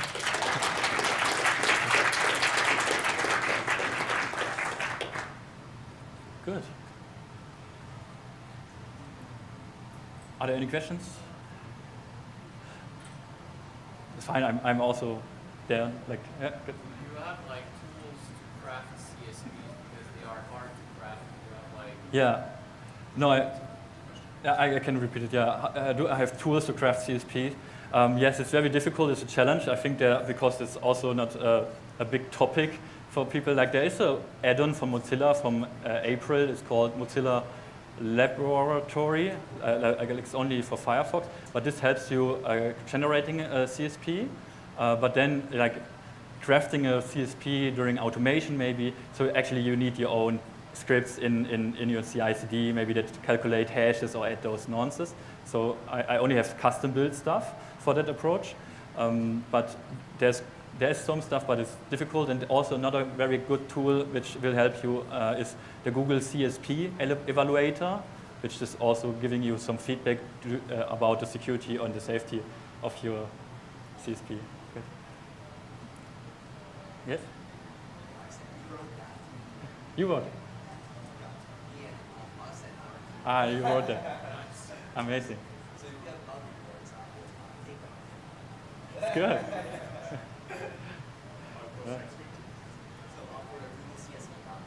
Yeah, you wrote it. Okay, amazing. It's good.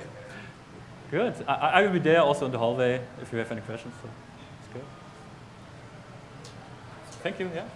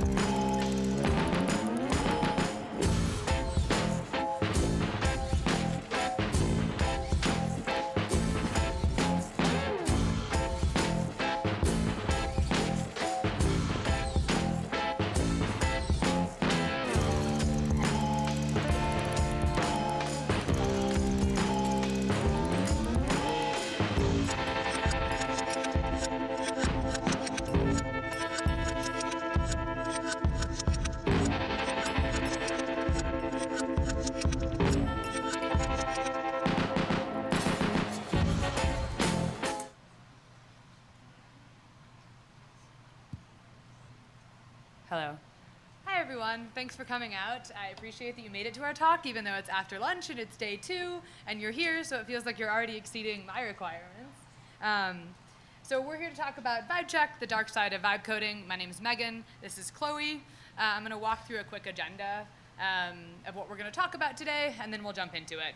So first, we're going to talk about what is vibe coding in the sense that I think there are a lot of tooling, there's a lot of language, and there's a lot of different definitions for how we talk about these tools. And so we want to start with sort of our framework and our definitions for how we define vibe coding versus other AI-enabled or AI-assisted coding, so we're all speaking the same language, and also clarify who we're talking about in these situations, given that I think there are a lot of different uses for the different people who are using these tools. Then we're going to do what we're calling our vibe check, which are what are the risks of these tools, what are the concerns that we have with them, what are we seeing in the environment, what does this look like, and then where are we going, which is sort of our vibe shift. We're going to try to stay on brand today, so thanks for coming along and acknowledging that we're trying to be funny here. So my name is Megan, as I said. I worked in cybersecurity for a while. I started out my career in threat intelligence, then did some product security and security architecture, and now I work in cybersecurity for financial services. And I'll pass it over to Chloe to talk a little bit about her experience. Hi everyone, my name's Chloe Potsclan. I'm based in New York and I'm a researcher at Reach Security. We're sponsoring karaoke tonight, so I hope to see all of you at 8 p.m. But Reach Security is a platform to help you find and address hidden risk. A bunch of my colleagues are all over Vegas this week, so I'm sure you'll see our name. Prior to Reach, I was working at a major media company doing endpoint and architecture security, and I started out my career at Deloitte doing cyber risk consulting. All right, so let's talk about vibe code. How do we define it? What does the current tooling landscape look like? And who is vibe coding? So I'm sure at this point, everyone has seen this tweet back from February from Karpathy. I know it felt like it was an overnight shift where all of a sudden we had a term for something that we've all kind of been doing or experiencing or seeing people talk about. And what I really like about the way he expresses it is this idea that you forget that the code even exists. And I know there's like a bunch of different definitions of vibe coding, but for the purposes of this talk, we're going to define it as like no-code coding, where you're using an LLM to generate code for an app and you're not reviewing that code at all. And vibe coding is kind of on a spectrum of how much you understand the code. Like the more you understand, the less you're vibing. And it's really this idea of fully trusting AI to generate code without manual oversight. And that's really the big thing that we want to separate here as far as vibe coding versus AI-enabled or AI-assisted coding. When we talk about vibe coding, we mean you are not reviewing the code. Regardless of whether or not you're able to review the code or have the technical expertise to, you're not reviewing the code. It throws an error, you toss it back in the LLM, and you hope it fixes your problem. AI-enabled or AI-assisted coding we think of more as like I'm pair programming with the LLM. I am still testing, I'm still debugging, I'm using the tools to do so, but I am actually reviewing the code at the end of the day. And so I think that's, just to be clear about the way we talk about it, that's the big difference for us. And also just a couple analogies that I've encountered that I really like thinking about when it comes to vibe coding is like, think of a chainsaw, right? Amazing technology in the hands of someone who knows what they're doing. It lets you chop wood 5 times faster than an axe, but in untrained hands, it's responsible for up to 30,000 injuries in the US every year. And also, when we were talking about vibe coding, you know, you create something, you're using AI to produce something, you get an error, and you might want to fix it with AI itself again. So it's this idea of kind of like using a credit card to pay off another credit card. Okay, so let's zoom out for a second. Like vibe coding really didn't come out of nowhere. I would argue it's part of like a long arc of abstraction in how we build and interact with software. We started with physical technology, but quickly realized we needed more user-friendly way to interact with it. So we developed compilers, interpreters, text editors, then came IDEs and GUIs. And more recently, we have these web frameworks, low code, and now finally vibe coding, which is this idea of using this natural language to interact with code. And each wave like abstracts more complexity away from developers, making software creation more accessible, but also sometimes removing guardrails. So vibe coding is just like the latest step in that direction. And also we just wanted to classify different platforms, tools we've been seeing. For instance, we have these vibe coding platforms that have gotten really popular over the past couple months, like Lovable, Base44, Replit, some databases that folks have been using like Superbase and Firebase, and just other tools. But like, what we also want to stress is that this is just a snapshot on a moment of time. We can imagine that a lot of these categories might change, some new tools might come up, and the ecosystem is really changing. And also, we want to talk about who is even vibe coding. I can imagine everyone in this room has experimented to a degree. I know I have. And it could span from non-technical folks who just want to experiment with this technology, senior software engineers experimenting with augmenting their work, security researchers like ourselves just messing around and trying to figure out what output and prompt injection risk could look like. We have founders who want to validate ideas really quickly, and executives who think this tool in the hands of their employees could get them to work even faster. And we also have students and junior devs learning through iteration. But of course, because we're at a security conference, we have to call out that bad actors are also equally messing around with these tools. Now I'll hand it back over to Megan to give us a vibe check. So what are the risks? So how do we see this? We're really going to categorize these in 3 ways, which are we're thinking about the industry-wide shifts. Thank you for coming to the philosophy portion of this talk, which is basically how do we think these things are changing the industry, both cybersecurity specifically and tech more generally, whether or not we can do anything about the ways in which it's changing, talking about and acknowledging the things that are changing I think is important. And then talking about inherent flaws in AI tooling. So I like to think of this section as how things can go wrong when you're using the tools correctly and there is no malintent anywhere. So that's everything from model hallucinations to vulnerable code that's being generated. And then I'll hand it back to Chloe to talk about bad actors and what kind of attacks we've seen on LLMs, both on the tools themselves and leveraging them for tools. So the first thing I want to talk about is industry-wide shifts. The first is the most obvious. I like to call it the blockchain test because I think there was a hot minute a couple years ago where everyone was like, I put the blockchain in my thing. And there was not really a lot of conversation around, did I need to put the blockchain in my thing? Every new tool wanted to say this, and 90% of the time I think we could have used a database and it would have been better and cheaper, and we've sort of seen that go away. I don't think that AI is in the same category. I think we're coming, I do think, I don't want to come across as too anti-AI because I do think these tools are here to stay. I think they're fundamentally shifting the way we think about technology and the way we think about security. But I also think that we've gotten a little bit of we're almost too excited as an industry about this, and sometimes we're using these tools in ways that don't make sense. And so starting to think about, okay, like I did use AI for this, can I use AI for this? Does this make sense? I was talking to a vendor a couple days ago that I won't mention, but they were like, I have this cool AI-enabled tooling, and I was like, awesome. How are you using AI? And they were like, well, our analysts are using it to write the emails we send to customers. And I was like, well, that's not exactly the same thing. And I don't know that I would argue this is like the best or most productive use of AI. And so I think it's worth reckoning with how we talk about these tools and how we talk about machine learning versus LLMs versus true artificial intelligence, and how do we reckon with these things as an industry. And then that leads me to the next point, which is how effective are these tools actually? And I think that's an interesting question that we haven't really reckoned with yet. I think the ways that we have traditionally measured developer output has often been on the amount of code someone is generating or the amount of pull requests or things like that. And we're going to have to start shifting the way that we measure productivity because these tools are really, really good at generating a ton of code.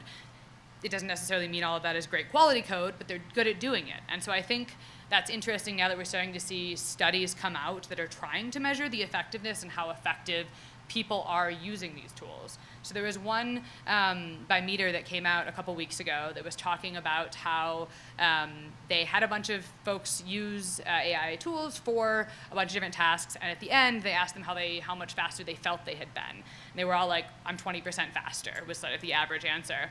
And they measured as far as what they were actually producing against a control group and said, you're 20% slower than you thought you were, or than you were without these tools. And I think part of the reasoning for a lot of it, I think that was interesting, is that when they were talking to the devs were like, well, basically, I feel like I'm moving faster because I'm typing in the prompt and then I'm like scrolling TikTok as I wait for it to compile or I wait for it to give me an answer. You know, there's a lot of things happening. I don't feel like I'm doing as much focused work, whereas if I'd just done focused work and not taken any breaks, you know, I might have felt like I was focusing for longer. So even though the task as a whole is taking me longer, I feel way more effective. And I think that's an interesting mental shift because it might mean that for a lot of us, we become sort of overseers to watch over like the AI, sort of like a bunch of assistants or, you know, your worst summer intern. And I think that that's an interesting shift to start thinking about. I think the other thing that's interesting is that a different study found that generative AI did increase developer speed, but did it less based on the complexity of the tasks. And I think this is really interesting because I think this is something that at least anecdotally makes sense to me and to I think a lot of the people I work with, which is that AI is generally very good at the sort of low-level, well-bounded, well-defined tasks that I need it to do. I need it to write a script and like, great, can you dedupe this list and use Python and use a set and excellent, go. And it does it. But then I'm like, hey, can you fix this big, complex system? All of a sudden, it gets much harder. I think what else is really interesting about this, which sort of brings me into my next point about junior devs, which is that how this held up for more senior engineers. For junior devs in the same study, they found that using the AI tools actually made them 7 to 10% slower. And I think that's interesting because AI, at least right now, and again, all of this, as Chloe said, and will continue to say, is very much a point-in-time analysis of where we're at with these tools. I think the talk we would have given 6 months ago would have been very different than the talk we're giving now. The talk we're going to give 6 months from now is going to be very different again, because these tools are growing and changing very quickly. But I think where we are now is that these tools are very good at solving things in a vacuum. They're bad at understanding large contextual decisions. And so in many ways, I think this is particularly relevant for people who are junior or for people who are students, which is that the types of problems you solve for interviews, the LEET code problems, even the problems you solve in school are the kind of problems that AI is really good at solving. They're problems we already have the answers to. They're very well bounded.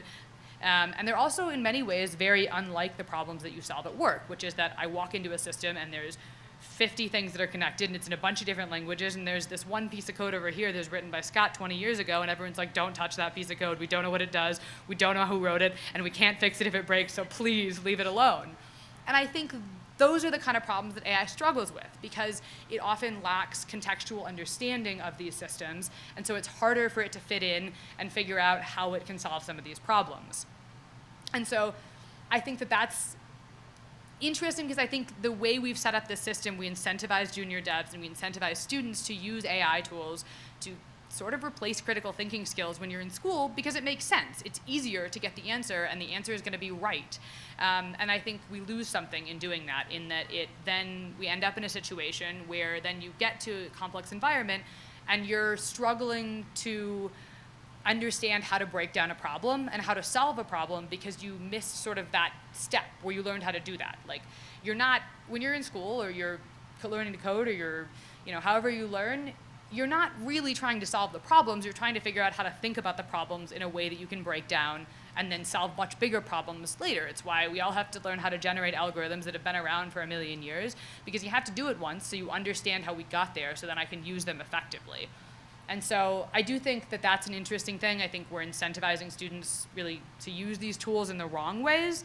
And I do think that varies based on the people. I think some people are using these tools to help learn, and some people are using them to sort of replace critical thinking, and the second one scares me.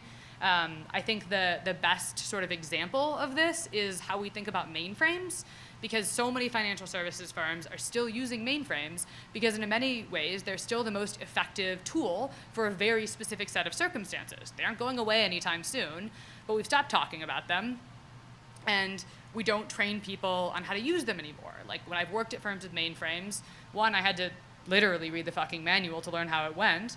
But the other thing is that we always had someone on call who was like a consultant who was usually close to retirement age, and we would pay Bob to come in once a week, and Bob would touch the mainframe, and we would hand Bob a really big check, and we would beg Bob to come back next week because nobody else knew how to write that language anymore.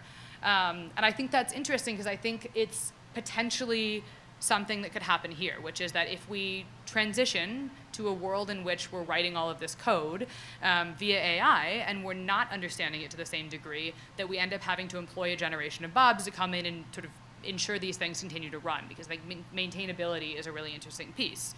And I think the problem now is that we're getting to that point where the tools are good enough now that they're starting to replace development at place firms where they can't afford to hire developers. So small businesses, or potentially like, I think where I worry about this is like infrastructure.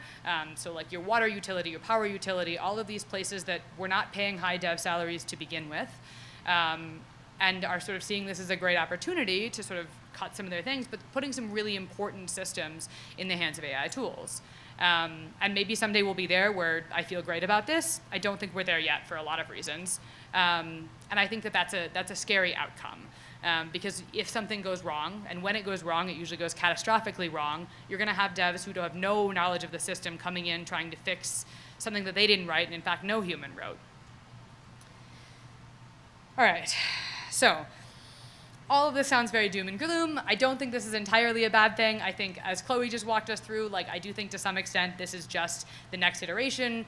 We used to write machine language. We don't do that anymore. You know, we're not where we have compilers, and we have interpreters, and we have GUIs, and we have IDEs, and all of these things are very useful. And I'm sure there were people who came up and were very doom and gloom every time one of these things came out, and was like, well, you know, if you're, you know, using a compiler, you're farther away from bare metal, and what are we doing? And so I do think to some extent this is inevitable, and this is the right next step. Like, it opens up a lot of accessibility for people. It makes this more usable, and I think that that's ultimately like a good thing. Even if it does insert another sort of piece in our stack, which then has the opportunity to be hacked, we're adding another piece of software on, and it is abstracting us one further layer away from the bare metal. All right, so now I finally, very briefly, want to talk about 3 things at the bottom, none of which are things that we can do anything about, but are things I think we should be talking about, or at least acknowledging. The first is regulation, which is, I think, unlikely to be a thing that comes up, at least in the States, at a federal level. I think if it's going to come up, it's probably going to be in Europe, or potentially in the States, something like a California. I think because, one, we have a federal government that is not a big fan of government regulation right now, and we also have a lot of lawmakers who don't seem particularly interested in learning how these tools work or understanding how these tools work, and the lobbyists are mostly employed by the tech firms who are pushing the envelope. So I don't think this is likely to come up or be a large industry shift in the next couple of years, but I think that eventually it will, within maybe 5 to 10 years. And then as far as energy output is a hard one to measure because most of the data we're getting on energy output is coming from the same companies that is putting out these tools, and they have incentives not to necessarily give us that information. But this is a study from a French firm called Mistral, which came out a couple weeks ago. And they found that basically one query was the equivalent to essentially 10 seconds of streaming time in the US. In France, it's 55 seconds. Don't think too much about our energy usage. But I think this is interesting because it does show that the average query isn't significantly adding to our environmental output, but what is sort of the fact that the vast majority of where the energy is coming from is the training of these models. And I think as we're in this sort of AI arms race, everyone's trying to come out with the next model, the newest hot model. That is causing a situation in which we are training a lot, and we are using a lot of energy and a lot of water and a lot of materials consumption. And I think, thinking about what the cost of these tools is worth doing, and I also think that it's worth thinking about what that means for the price of these tools, which brings me to cost. My theory on this is that I think we're living in sort of a little bit of a venture capital backed bubble, the same way in like the mid 2010s. We had this fun time where venture capital was backing all of these rideshare apps and these food delivery apps and things like that, and all of these tools were very cheap because they were trying to build market share and user brand loyalty, and now we're seeing things like DoorDash and Uber and all of these price things become much more expensive because now they have to give those investors a return on their money, and now we're all sort of bought into this ecosystem. I think the same thing is happening with these tools. Claude came out with a statement last week that was like, we're going to start charging people a lot more for these tools and to use these tools. And I think that's going to continue to increase. We're going to see the same thing happen where right now all these tools have like a free or a cheap version. we're going to start seeing them decrease. Those models, we're already seeing, groups like OpenAI partner with elementary schools and come out with education-specific models. They're starting to partner with universities and eventually with enterprises. I think it's likely we'll see the same kind of arms race where they're looking to get brand loyalty very young and then sort of bring you along so you're stuck on this as you continue to move forward. And so I think these tools are going to stop being so cheap. And one of the reasons I think this is going to impact us is, at least when I use these tools, and anecdotally, what I see a lot of other people doing are either we're using these tools in a stack where I'm saying, oh, maybe I'm using Claude for this, I'm using ChatGPT for this, and I'm using a third tool for something else, or I'm creating code with one tool and having another tool run security scans on it because I appreciate the balance of different tools. I think that's going to become a lot more difficult because these tools are going to become a lot more expensive, and it's going to force us to use or specialize in one of them, which I think is going to cause a situation in which we're more subject to the flaws of that specific tool, and we get sort of less of this balanced approach. All right, done with my doom and gloom. Now we've talked about we're done with the philosophy portion of this. Thank you so much for staying with me. Now let's talk about sort of what are the inherent flaws in AI tooling as a whole. The first is bad training data. We know that a lot of the code on sites like Stack Overflow is insecure. I used to be the case that I think 7 out of the 10 top CS programs in the country did not require any kind of security class to graduate the CS degree. As far as I'm aware, it's still the case. For the most part, as we train devs, we don't necessarily ask them to think about coding securely. A lot of times that's something you learn afterwards, if you learn at all. And so I think on balance, a lot of the code online, a lot of the code that we're training these models on is insecure. And so then we act kind of surprised when it produces insecure code. And as vibe coding continues to increase and we generate more code with these AI tools, and then we dump that code online, now the AI models are training on that data, which sort of reinforces the problem and become this weird, bad cycle where it's really hard to get them to generate secure code. Now, I do think that this is getting better because sites at least like Lovable and Base44 are promising to do more. They're doing security scans now. They scan the code and they promise that they will produce secure apps, which I think makes sense to people, especially who don't know a lot about security or coding. They're like, well, this is great. And I do think that these are good things, and I think that they're doing a lot of good things as far as low-level security scans. Where I think these start to fall apart is that they're not considering architectural decisions or contextual understanding. They're not looking at your app and being like, oh, what kind of data do you want to store in this database? Is this regulated data? Is this health data? Maybe we should put some authentication on this. They're not asking those kind of questions the way you would if you were developing an app. So they're really saying this is a secure app because we scanned the code, not thinking about those architectural decisions that, especially for people who are either not security practitioners or are not tech people, are missing. And then I think on top of that, obviously, rate limiting becomes a problem. This is a tweet from a couple weeks ago of someone who vibe coded an app and did not account for rate limiting because they didn't know that they needed to. And I think we're going to see more of this, which becomes a problem. And then I think the other piece of this that's really important is sort of the big hot topic, which is hallucinations and failures. I'm not going to get too far into this because Chloe's going to talk a little bit about how this can be hijacked by bad actors. But I think it's worth noting here that even without malicious intervention, hallucinations can cause a whole host of problems, from giving someone wrong information to even causing cascading failure. I do think there are protections in place against some piece of this. I think part of this is us writing better prompts and figuring out how to tune these and how to set up these tools in a way that makes sense so they're producing better things from the get-go. And I also think that hallucinations is not limited to AI problems. How many times do newspapers print corrections of information the next day? We all make mistakes. Even as humans, we hallucinate information sometimes, and we misremember things. And so I do think that that's not an AI-specific problem, but I think it's worth thinking about in terms of AI because I think these tools are so right so much of the time that it becomes really easy to trust them implicitly, and I think that's a little dangerous. That's where we run into problems. And so There are two issues I want to chat quickly about, one of which is someone using Replit found that it had deleted an entire production database and then incorrectly reported that it couldn't roll back the changes. Turns out they could roll back the changes and they recovered their database.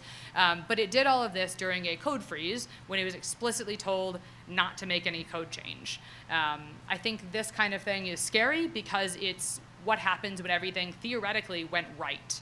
And you use these tools as intended, and you still had a massive cascading failure. Another one, there was an issue with Google Gemini, and again, both of these were just what came up last week, where they deleted users' code. It tried to create a folder. It thought that it had created the folder. It hallucinated that had executed successfully. It had not. It then tried to copy a bunch of data into that folder, overwriting the data repeatedly until lost it all. And again, I think that this is like a good example of maybe not letting these tools run loose in production environments. Because even though they're right a lot of the time, when they go wrong, they go catastrophically wrong.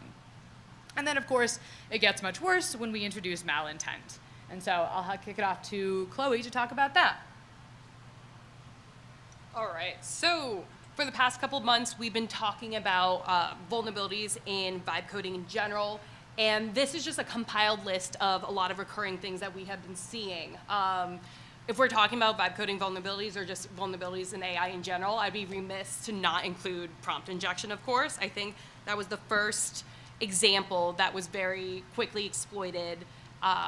And the thing about prompt injection is, while there may be guardrails in place, figuring out how to get around it by just being very clever and tricking whatever bot you're working with proved to be very successful. Obviously, what's also great is that these models are now trained to consider all these tricks, workarounds, what have you. So your grandma, a nighttime story, or like some sort of recipe isn't going to quite work anymore.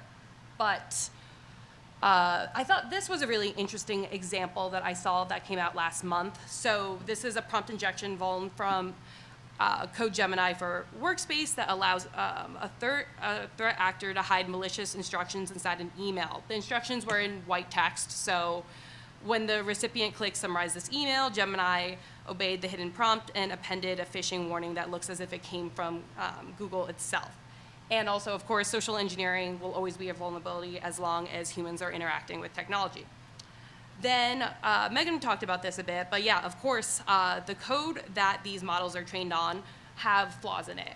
Humans are flawed, we write flawed things, that's kind of just the nature of it all, but of course, we're concerned about having these security vulnerabilities in generated code, and Veracode put out this report last week and concluded that 45% of the code generated introduced a known security flaw into the code.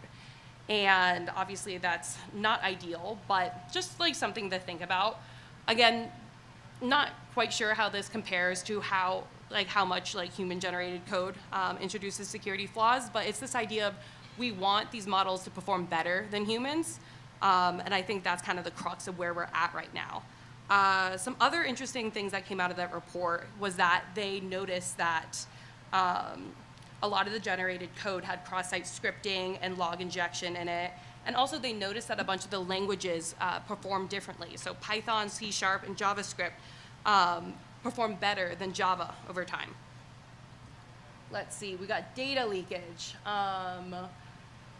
Again, these vulnerabilities are just things that we've been encountering since we've been working with technology. It just has a different twist to it because we're talking about AI. So data leakage, yeah, of course. It's exposing sensitive information. And that could be in the prompts and model outputs, the way the data is being handled. Just some other examples of folks vibe coding. But I thought this example was really, I would have to mention the T breach that happened 2 weeks ago. But I thought this screenshot really demonstrates, hey, we should be cautious about any new applications that come around that ask for sensitive information, and we should look at new applications with increased scrutiny. But ultimately, it seemed like the conclusion was it was just a Firebase cloud storage bucket that was exposed to the public. Classic misconfiguration. Any human could do it. Any vibe coding could also do this as well. Another example, Jack Dorsey last month wanted to build a secure messaging app. he wanted to also build like a secure messaging protocol, and kind of tricky to do when you're vibe coding, because essentially there was no trust or like authentication built into that application. And I thought this screenshot was funny because someone brought up, hey, where does security fit in?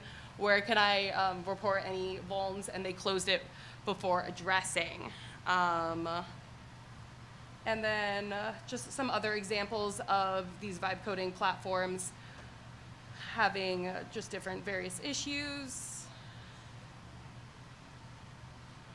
And then just another example of context engineering that Megan was talking about earlier, where it's like, hey, fix this thing, oh, something else broke. It's this idea of these complex problems are really difficult to address at this point versus targeting certain tasks. And then, of course, we have various supply chain attacks.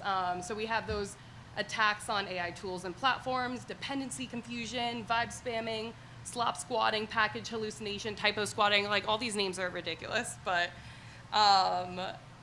again, variations of these supply chain attacks. So like dependency confusion is when an attack vector exploits internal company libraries. Vibe spamming is when you're flooding code bases, repos, or platforms with real low quality projects. It really pollutes search results and package indexes. It's like the AI version of SEO spam. And then we, of course, got slop squatting or package hallucination. For the purposes of this, I'm just going to continue saying package hallucination because I think I'm going to trip up if I say slop squatting. But yeah, it's this idea when a model hallucinates a fake package, and an attacker can register that fake package, add malicious code, and wait. So it's like typo squatting, and typo squatting is, again, something that's been happening when you just mistype a different package, library, what have you. And yeah, just coining slop squatting. I think there had been research over the past few years where it had been identified as package hallucination, but I think slop squatting as a term really caught on. And there was this research paper that came out earlier this year. We have a package for you, and it concluded that over 43% of hallucinated packages were recommended consistently across queries, and they used 16 popular LLMs for code generation, these 2 unique prompt data sets, and found that up to 20% were determined to be hallucinated packages. So we got to thinking about what does that look like on a smaller scale, and ended up pulling this like cross-section of LLM prompts from the Python dataset from the research that those researchers provided. And we wanted to see what like vibe coding hallucinated packages looks like on a smaller scale, especially in comparison to that package, or to that paper, because they were working with like 16 different models, over 600,000 different code snippets.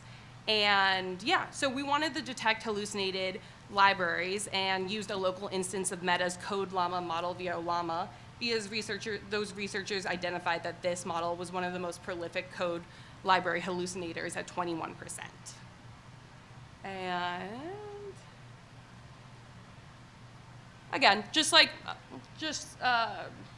captured a little video of the process. It's nothing fancy. It's just running those prompts and just also verifying if they exist on PyPy and Socket. And a lot of the case, or rather, we found that it was consistent to the research of that paper, where it was about 21% of those packages did not exist. I think what's interesting is that we keep talking about these models getting better over time, and we're continuing to see the same problems at similar percentages as far as hallucinations. And I think that's what I found so interesting about this, is that we're continuing to see this even months after these kind of papers are released, and we're not seeing significant improvement in the number of percentage of hallucinations over time. Right. And again, the same prompts that I pulled out with corresponding hallucinated packages this time. And yeah, ultimately our results were consistent with the findings of that paper, just a small example of some hallucinated packages we encountered. And like these packages could be used as a guide for threat actors to create and upload malicious packages, like as a distribution of malware or crypto info stealers. And by validating this paper's findings, we want to emphasize the scale we're working with. Imagine an individual who's, just coding on their own with no assistance. They make a typo with some package or library that they want to import. They could quickly figure out, oh, there was a typo here. When we're working at scale, when we're using these tools and we're generating up to 21% of hallucinated packages, it gets that much harder to determine what's real and what's not. And that also makes it much more difficult to mitigate going forward. And then also just another thing we wanted to point out, from the hallucinated packages we saw, again, just in our small example, we noticed that there were 4 trends of hallucinated packages where it's hallucinated, they're completely false, confused, where they recommend a package, but it doesn't exactly do what it's supposed to do. Typos, obviously, where it's similar. And some of these typoed packages are actually malicious, known malicious packages. And then also deprecated packages where we can imagine that this model was trained on older data, they don't register any updates, and that sort of thing. So these are some of the categories that boiled up. And obviously some characteristics of the malicious packages include that there are these brand new accounts. It's not really clear who contributed. There are newly introduced dependencies, or in the case of info stealers, there are URLs that reference a host by IP address, or there's these outbound communications to non-standard ports. And of course, we can't talk about all this without suggesting some mitigations, of course, manually verifying package names, like what I was doing in the video, identifying the history of contributors, seeing if you notice that the accounts are new or the contributors are newer, that's something to be aware of. Of course, you can maintain these valid package directories. I think in general that will be harder to do, but it's just something to consider. And also some more technical techniques, including post and pre-generation, prompt engineering, model development, RAG. And also with the rise of agentic AI, I think having a trained agent to specifically look for hallucinated packages will also be helpful. So I'll hand it back over to Megan to shift us. I think we just want to close with a couple of thoughts. These tools are here to stay. They're changing the way everyone here works. And I think that's sort of it's an interesting thing to say. We're really in the era of vibe coding. And there's a couple of, and I think our big problem is really that these tools are in fact so right so much of the time, and people are using them so frequently, and they're being so heavily pushed both by enterprises, by executives, because they kind of hope that we'll all be out of jobs soon, I think.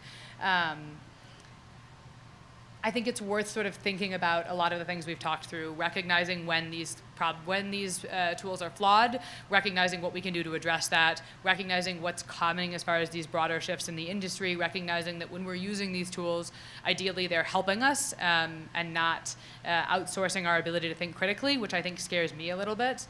But ultimately, coming to terms with sort of where do we go from here, and what does this mean as a security professional, which is now we have the internet flooded with vulnerable applications and things like that.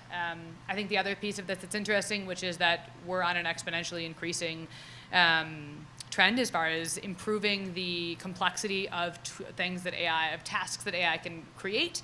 Right now, we're seeing a doubling of roughly every 7 months as far as them being able to handle tasks twice as complex. And so 7 months from now, we're probably going to be looking at a very different set of tooling than we do now. We don't know exactly what that will look like, but I think that as these tools get better, we've seen a lot of these tools get better, but we haven't necessarily seen a lot of the underlying issues go away. And I think, as Chloe mentioned, a lot of these are not fundamentally new attacks or fundamentally new things, but we're seeing them happen faster and with higher volume than we've seen before. And I think that the problem with that is that we're seeing all these attacks come in, they're faster, they're higher volume, and now we're using the same kind of AI-enabled tools to defend against those attacks with the same underlying problems. And so we're stuck in this sort of self-reinforcing cycle, hoping these tools get better and trying to figure out, where are the lines as far as how do we figure out how to protect against these things. And so, not all doom and gloom. Don't think that we've seen a lot of fundamentally new moves, but I think we're seeing a lot of things happen faster and at more volume, which I think is scary. With that, any questions for us?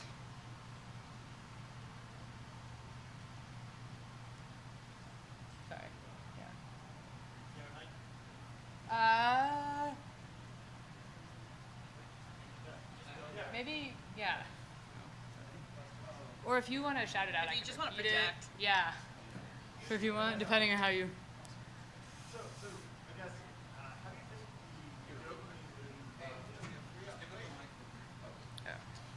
Oh, that one. Oh yeah, that was probably. Thank you. Hello. Sorry, I was way louder than I was expecting. How do you think the dopamine loop of hallucination, maybe just one more prompt, one more pull at the slot machine, is impacting or encouraging people to vibe code more or vibe debug more, or think that this is like a thing that they're going to solve with vibe coding? I think it's really addictive. I think it's about as addictive as gambling is, maybe. It feels good. Like, I know that I get stuck in it. It becomes really easy to be like, oh, maybe I'll just like fix this one thing. And it's so easy, I think, in so many ways to outsource your thinking. I know that something that I think about when I think about when do I use AI tools, and I'll let Chloe talk to her experience, but is that I've actually leaned out a little bit, and I think I'm using them a little less now, because I think the idea of outsourcing too much of my critical thinking scares me a little bit. And so I feel like I'm treating it a little bit like a smartphone addiction, where I'm trying to limit it, because I do think that there's a really fine line, because I think these tools are so ever present, and they're so they're so good at what they do. Chloe told me I was only allowed to use the F-bomb once. They're so good at what they do that it's unavoidable. We're all going to be using them, or we're going to be replaced by people, I think, who are using them. But I think the thing that scares me is losing my underlying tech skills. And so I try really, really hard to use them sparingly, if that makes sense, or to focus on when I do, or to recognize the dopamine loop as much as I can. I don't think this is like a broad answer to this problem. I think that'll probably be something we deal with the same way we deal with smartphone addictions. I'm sure AI will probably start giving us suggestions for how to deal with AI addiction in about 30 seconds. Yeah, I think the dopamine of it all is a really interesting way of framing it. I know in all of the research and investigating I've done, I haven't seen that many people even calling it that, but I agree. I do think there's a lot of like secure code guidelines and frameworks I also encountered, and a lot of them recommended just having a very strict focus whenever you're vibe coding, vibe debugging. There's a certain point where you just rabbit hole in such a degree that like you're not getting anything valuable out of it. So no, thanks for that question. It was really good. I have the mic next, so I'm going to ask the next question. That was a great use of slot machines. We're in Vegas, like ace work. Awesome presentation. Two things I've been thinking about. One is not exactly this year, but maybe a gap of 5 years or so that we're going to look back and go, okay, we're going to start to think about when the code was produced. If it was produced before 2020, like 100% chance it was human. Between 20 and 2025, or maybe a few more years, hybrid, and then after this point, mostly machine generated. And I've been thinking about how that's going to change. I'm curious your thoughts of how that's going to change what we think about when we think about code security, quality, maintenance. That's number one. And there's parallels to this around like steel manufactured before World War II, right? You knew the demarcation, it was before or after. Second parallel is around manufacturing. If we think about code factories, logistics, manufacturing, and as more of a rote thing that way, in the 80s we went from mostly humans assembling things to robotic and using automation. So I'm curious if you saw any of that here. We're aware of this, and so it feels like we might be losing something, but is there maybe other things we can look at where there's been this sort of step change, maybe not quite as fast, where we can go, oh, actually, this is a kind of automation that we've experienced before. It's fine. I don't actually believe that, but I'm curious what you think about it. Thank you. Yeah, another amazing question. Thank you so much. I agree. There are so many real life parallels to what we're seeing, and I think in Megan and I's conversations, that's why we wanted to talk about the abstraction of technology. This idea of like, this has been happening. This has happened in every other industry. And I also think the framing of looking at code going forward as before and after is also very interesting. I could imagine that was part of the reason why I brought up that screenshot about the T-app, where it's this idea of all these applications we're interacting with, asking for sensitive information, we need to scrutinize it to a different degree than before. We need to be more cautious about the way we give our information. And I can't say I've thought a lot about like how this has impacted other industries and how ultimately we'll probably be fine. I would say so, but at the same time, I think everyone's given a lot of takes in all these different directions, and I can imagine Megan has some thoughts too. I actually think the T app is interesting because I think there was a lot of conversation when the breach came out, and everyone was like, when was that code written? And they were like, it was before 2024, so it couldn't have been vibe coded. And like maybe, so I think we're already starting to have that conversation, which is like, okay, well, maybe it was just bad human code. And I imagine that there's going to be a lot of conversations in marketing and communications departments, and we're all going to have like incident response plans that have a sub plan for was this vibe coded, and did we get hacked through vibe coding, did we get hacked through AI, or was this human? And I feel like we're going to have that's sort of where I see it going, is that we're going to probably have a situation in which we're paying like individuals or developers almost to put their stamp on things, I think, in a way that maybe we don't now.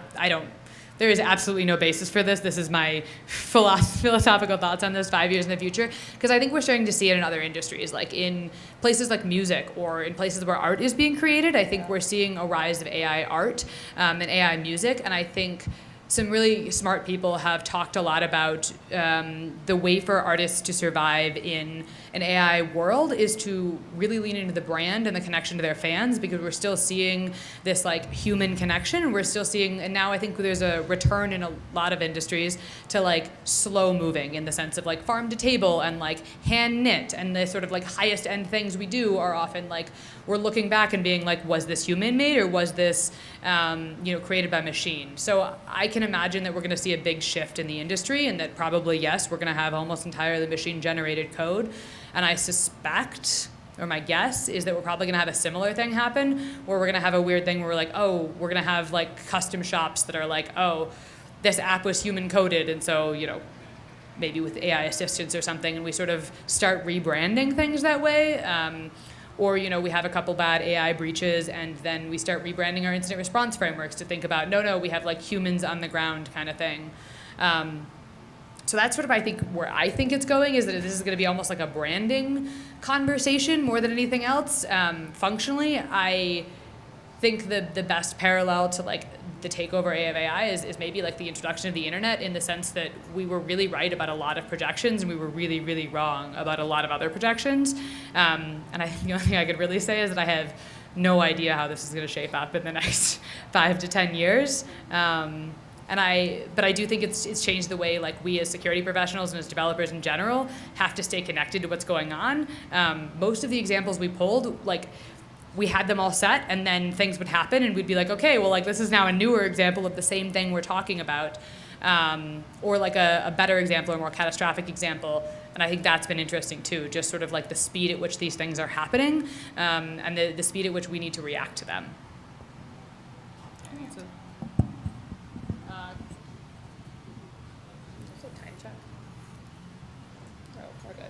Thank you. Yeah, just a quick question. So I don't know if there's any studies on this. It's probably a little bit too early, but I was curious if you, like, in your research, you found, are companies potentially like laying off senior developers in favor of vibe coding, or vice versa, where it's harder for entry-level like college students to get into a position because they're laying off, you don't need lower level entry-level positions in favor of having senior developers use vibe coding to increase their productivity, when clearly you have studies that show that there's been 10% decrease in that. So I was just curious if any of that has come up during your research as well. Thank you. I would just say in general, I think as an industry, we have flooded.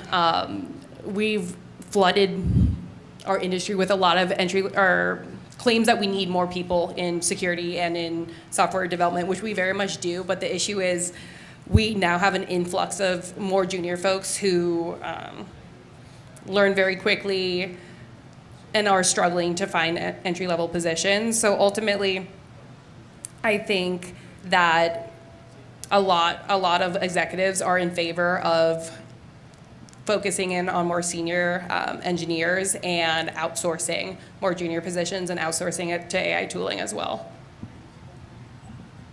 Yeah, I think we've seen, at least from my experience, I think where I've seen the most big change thus far has been in places where like they wouldn't have hired in developers, or maybe they're hiring one developer instead of two. I feel like the small businesses, the places that really couldn't afford using these hiring a full-time developer instead are going to like Fiverr or something. I think we've seen a lot of that be replaced by sort of like vibe coding. And I think we've seen it a lot in places where maybe you don't need a full-time developer, but like you're a company that needs to show like an MVP, and previously maybe you hired a developer who was just creating MVPs, and now maybe you've got project managers who are like vibe coding your MVP where it never is intended to be used at scale. So I feel like that's where we've seen the most. I think the next thing will be exactly what Chloe is saying, which is I think we're going to see less junior positions, and I think that worries me a little bit, because I think there's going to be a little bit what we've had in security right now, which is that there's such demand for senior positions and there's often very few junior positions. And what that happens is that then we aren't training the junior people to like take on the senior roles. And then we're like, why don't we have enough senior people? And you're like, well, feels like we've created this problem ourselves. And I think that's what I worry about, which is that like because we're creating a situation in which it's harder for junior devs to find jobs, that then they don't have time to grow into senior developers, and then we kind of probably going to have a moment where either we lean harder into AI and hope that can replace people, or we sort of run out, I think, of developers and things like that. Do we have time for one more question? Yeah. Or Probably one more. Okay. Hi there, great talk. I just kind of wanted to get your thoughts on one thing. You said something about being most concerned about us outsourcing our critical thinking, and I kind of feel like that is especially becoming the case as we see search engines getting polluted with AI-generated content and things that the AI models are then regurgitating and recycling through themselves, creating more and more hallucinations. So I'm worried about something catastrophic coming out of that, and I wanted to get your thoughts on how soon or how you feel like that may play out. I think this is just like a continuation of a trend we're seeing already. I think this is going to get worse. I think Chloe, you had a really good example of this. There was someone who tweeted a couple days ago that was like, they had asked AI about some kind of natural disaster in their area, and they got terrible information, and then they were like, how could this happen? And I was like, oh, it really scares me that we're going to AI to ask about like urgent natural disaster information in your area. Now. Yes. It was just like the tsunami that turned out to not really be a particularly large tsunami in Hawaii, so everyone's okay, but yeah, it was really scary. Yeah. And I think we're already starting to see this. I think it's only going to get worse. And I think my like optimistic side of my brain says that we're going to sort of realize that this is a problem and we're going to start reinforcing things. I think the best case scenario for this, and I say that with like a huge grain of salt and a huge asterisk, which is that OpenAI has just released what they're calling like an education model, which is supposed to like not give you the answers as much. It's supposed to ask more probing questions and help students learn. And they're partnering with schools to release it. The good potential part of this, I think, would be that something like this works, and you actually have models that try to incentivize people to learn and become actual effective learning tools, as opposed to, I asked for it, I gave you the answer, and then I didn't do this. I don't think it's that likely, though.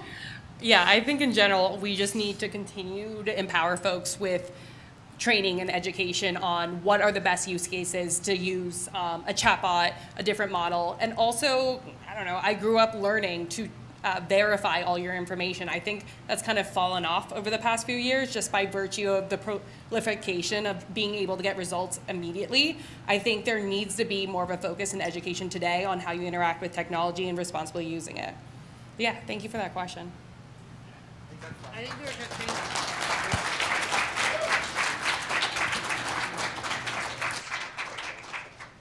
Thank you.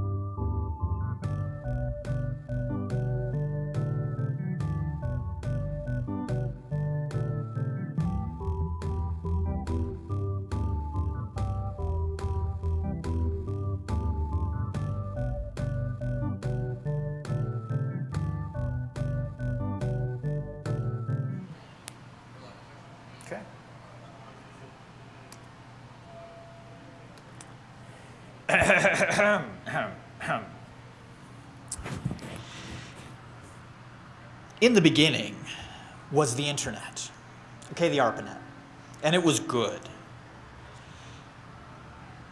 And many protocols sprang forth. FTP, Gopher, Finger. But one protocol exceeded them all, HTTP. And HTTP grew and waxed strong, and Mosaic came forth. And Mosaic begat Netscape, the navigator, and it was good. But there was one among them named MCI, who pondered within themselves and said, "This is fun and all, but how do we make money? For requests are all alike, stateless, and cannot be separated one from another. And frankly, you try building a shopping flow in these conditions." So a young engineer stepped forth named Lou, and Lou created the cookie. And with the cookie was born the session. And with the session came those who desired the session of another, and that was a problem. So welcome, everyone. I am thrilled that you have come to hear me speak at 5 o'clock on the next to last day of a conference. And I'm standing between you and beer. So well, I guess beer just happened, so maybe that's why you're here. I have some notes for this little portion. First off, how many people attended the talk at 2 o'clock by Rafael Felix that was also talking about device-based session credentials? I was cringing as he was going through that because the level of detail he went into about cookie storage on disk, if he had done that with device-based session credentials, this would have been a 15-minute talk. But he didn't. He left me some content, and so all is good. A couple of disclaimers here. First off, pictures, more than welcome. Please take pictures of me, take pictures of the slides. There will be a QR code and a URL at the end if you would like to download the slides. So, save your disk space if you prefer on your camera roll. I would like to say that these thoughts do not represent my employer, but I'm self-employed, so that won't hold up in court. So who am I? I started my career monitoring websites, like red, green, it works, it doesn't. And then I started a career or a job talking to executives why websites were broken. And then I got into being a project manager for developing websites, and eventually, I guess, more of a product manager. And finally, I decided all of that was super boring, and so I got into security. So that was about 10, getting close to 15 years ago. And I've been an application pen tester, primarily application, ever since. So hopefully, that gives me some basis to talk about these topics today. It might also mean I'm just old and opinionated. So I have a question. I have an assumption about the audience here. And so I would like to ask, how many of you would consider yourself a developer as your primary job role? We've got a couple, okay. How many of you write authorization checking session management code? Hey, we've still got some. Excellent. How many of you spend more of your time talking to the people who are writing that code? A lot more. Yes. Okay, this is B-Sides. That is expected. I've actually given this talk once before, and the focus was very different, right? I feel like in this case, I'm sort of preaching to the choir a little bit. I don't need to convince you that adding the secure attribute to a cookie is a good idea. So instead of doing that, I hope to present you with some stories or some kind of logical ideas that you can use when you're having those conversations that will hopefully make that, I'm going to use the word battle, with probably the product manager of why this particular feature should be put in this sprint instead of being punted out to Neverland. And besides, I'm really tired of writing the secure attribute finding in pen test reports. Okay, so first story. About 2 years ago, how many of you remember the Conti leaks, right? Conti was a malware group. Some presumably disgruntled member took all of their Discord, I think it was Discord, chat logs, zipped them up, and put them out on the internet, right? And so a bunch of security folks, such as myself, just for kicks and giggles. I went through it and just saw what was there. And other people who paid a lot more attention than I did realized that there was a section of Telegram channels that they said, hey, y'all ought to hang out here.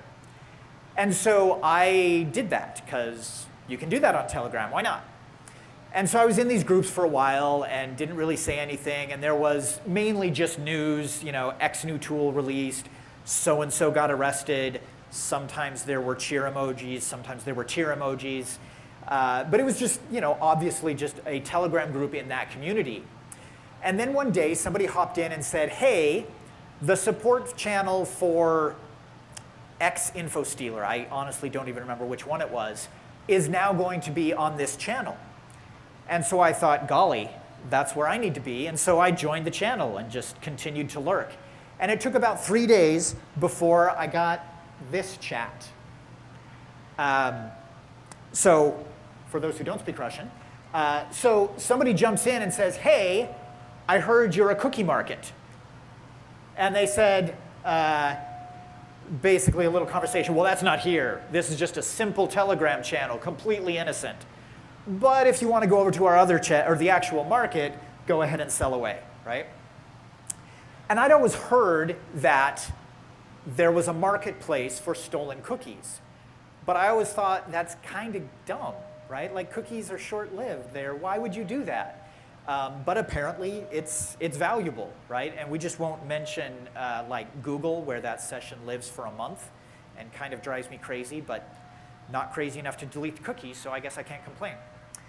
Anyway, so I guess story number one to me that you should use is that cookies actually need to be defended. So I made this lovely graphic that tries to capture the majority, maybe all, of the ways that cookies get attacked. And there's bombs, which are attacks, and there are shields, which are defenses, and they all kind of boil up into categories of how a cookie might be compromised. And so today we're going to really speed run, but we're going to go through and address most of these columns. I'm going to skip guess the token. Keeping your tokens random, good idea. There, we've covered it. All right. So, session protection on the wire. Hopefully you don't mind. I was fascinated by the trivia, the history of some of these defenses, and so I'm going to share it with you. It's not going to help you win an argument, but it's fun. So the first one, RFC 2109. This is dated 1995. This is the original cookie RFC, written by Lou Montego, something like that. I can't remember his last name, but this was Lou, who quote unquote invented the cookie. And so he realized right from the start that one of the risks of protecting a cookie is that somebody could see it as it was transmitted over the wire. Now, when he was writing this RFC, SSL wasn't a thing, or at least not a public thing. It was actually being developed in parallel there at Netscape. And so in the RFC, he says, there should be, the secure attribute says only use an unspecified, I think I actually highlighted there, secure method, right? That was always SSL, right, which is then being succeeded by TLS. So elsewhere in the specification, well, no, let me back up here. So secure was that very first defense. If you put the secure attribute on the cookie, the browser knows only send this over an encrypted connection. And if everybody would just do that, for the most part, we wouldn't need any more defenses. But as we all know, people don't just do that. And so we have more layers.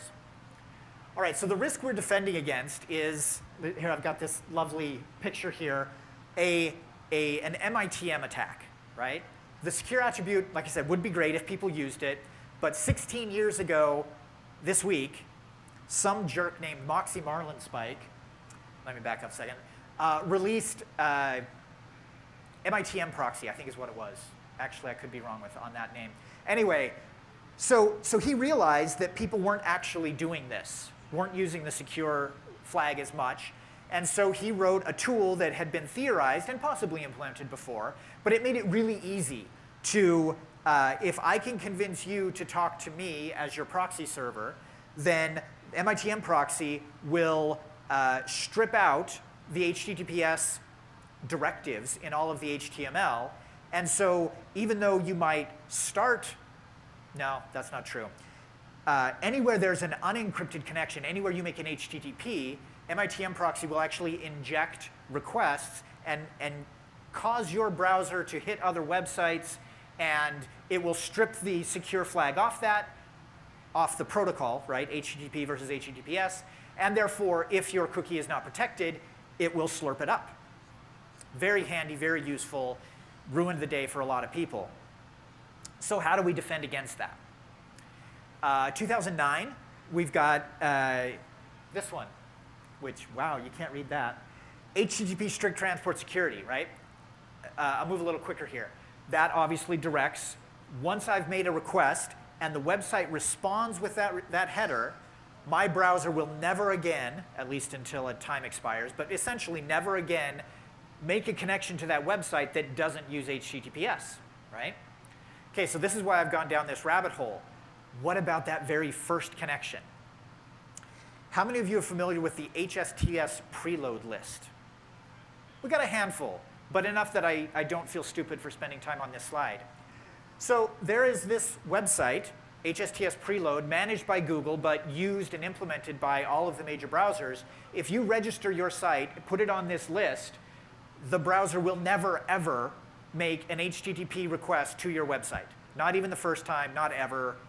Done, right? So that's a defense you can put in your pocket, and to be honest, your developer doesn't have to implement it. You can do it, and it'll be done.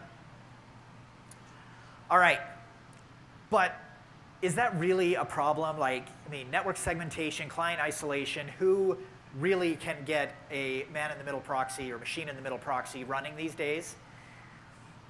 Some bloke in Australia gave us fodder for that, and I say bloke because Australia. Anyway, so last year, there was a gentleman, we shouldn't call him a gentleman, there was a crook who was setting up Wi-Fi access points that was named the same thing as like the Sydney Airport Wi-Fi. Probably also Starbucks there, probably a hotel there. And then he would sit in airports, wait for people to connect to him, and at that point he is literally the proxy, right? That's what they thought was going to happen. And so he sat there monitoring all their traffic. Now this is great for story time.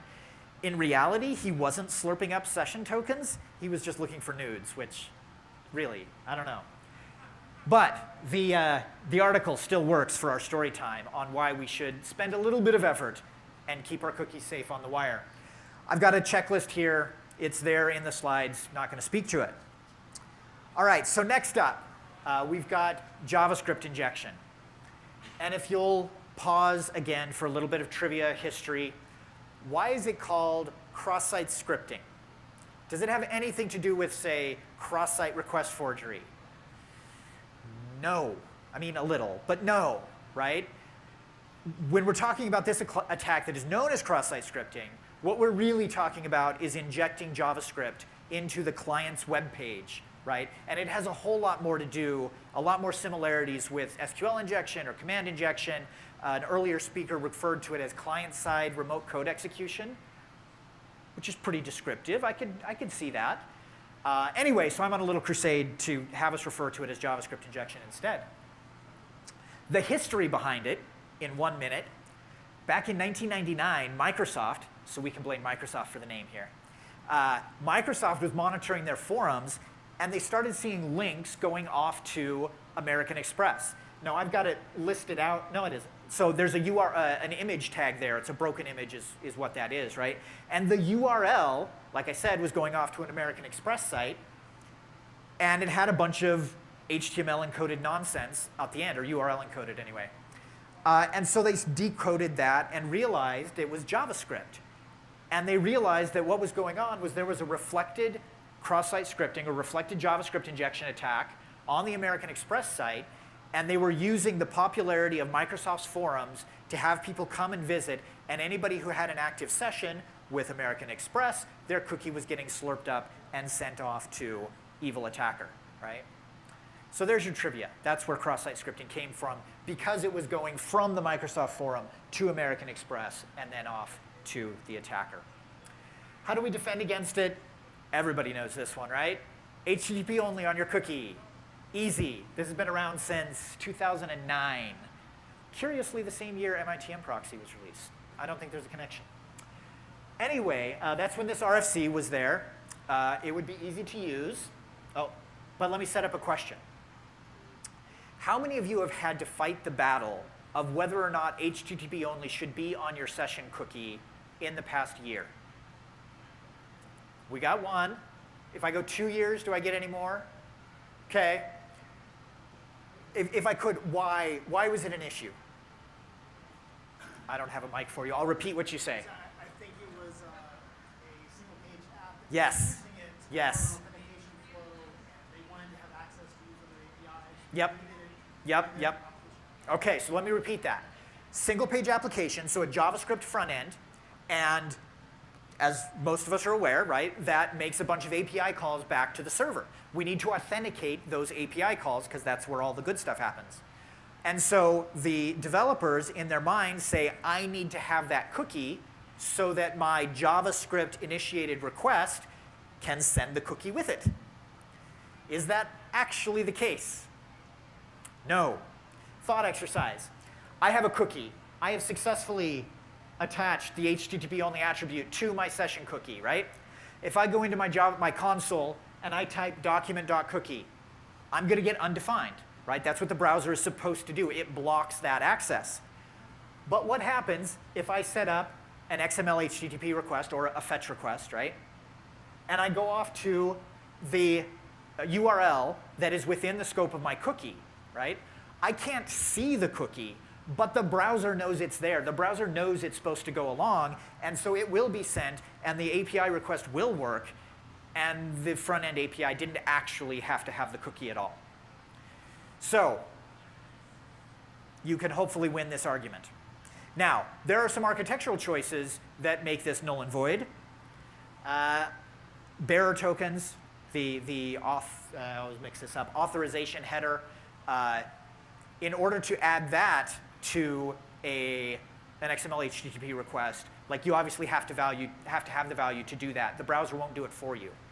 Now, I would argue that this is a reason that cookie authentication is actually superior to bearer tokens, but JWTs and bearer tokens are the new hotness, so good luck. That's a battle to fight. I will say if they're going to use the authentication header, you want to store that cookie or that token at this point in a worker thread.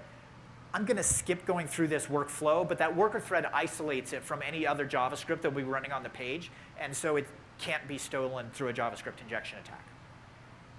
However, the JavaScript injection attack can call the worker thread. So anyway, moving on. Blind session attacks. What happens if I can't read the cookie? Can I still do bad things with it? Turns out, yes, right? We can abuse the fact that the browser automatically attaches that cookie to requests to other websites, right? Cross-site request forgery, I'm going to skip this, right? It's very similar in the attack flow. That's why, in this case, the cross-site actually makes sense. But instead of shipping off a cookie running JavaScript, it's just making a legitimate call that is beneficial to the attacker, right? And so traditionally, there have been 4 requirements to make a CSRF attack work. We got to be using cookies first off, right? The endpoints have to use get or post.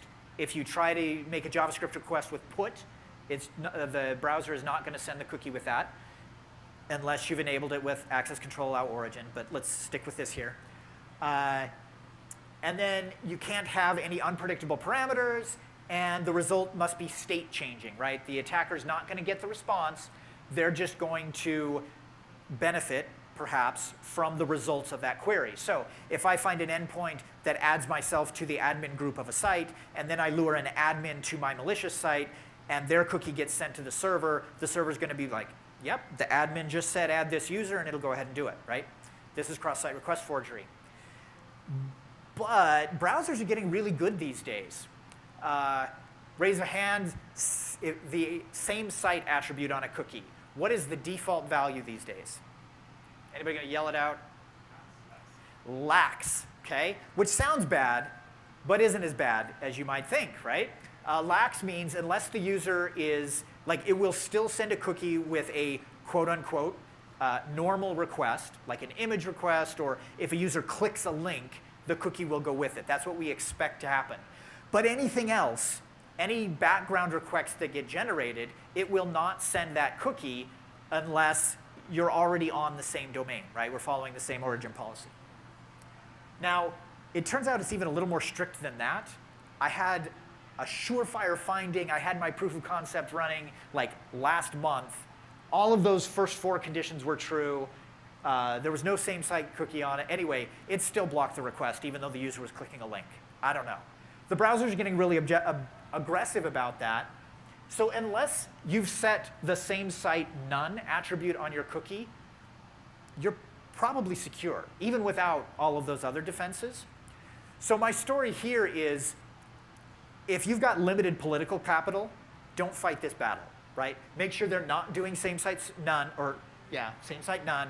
Make sure they're not doing access control allow origin and access control allow credentials, right? Because that will break this. But if they aren't doing those things, then it's probably okay, fight another battle. And I feel a little dirty saying that, but like, that's kind of reality.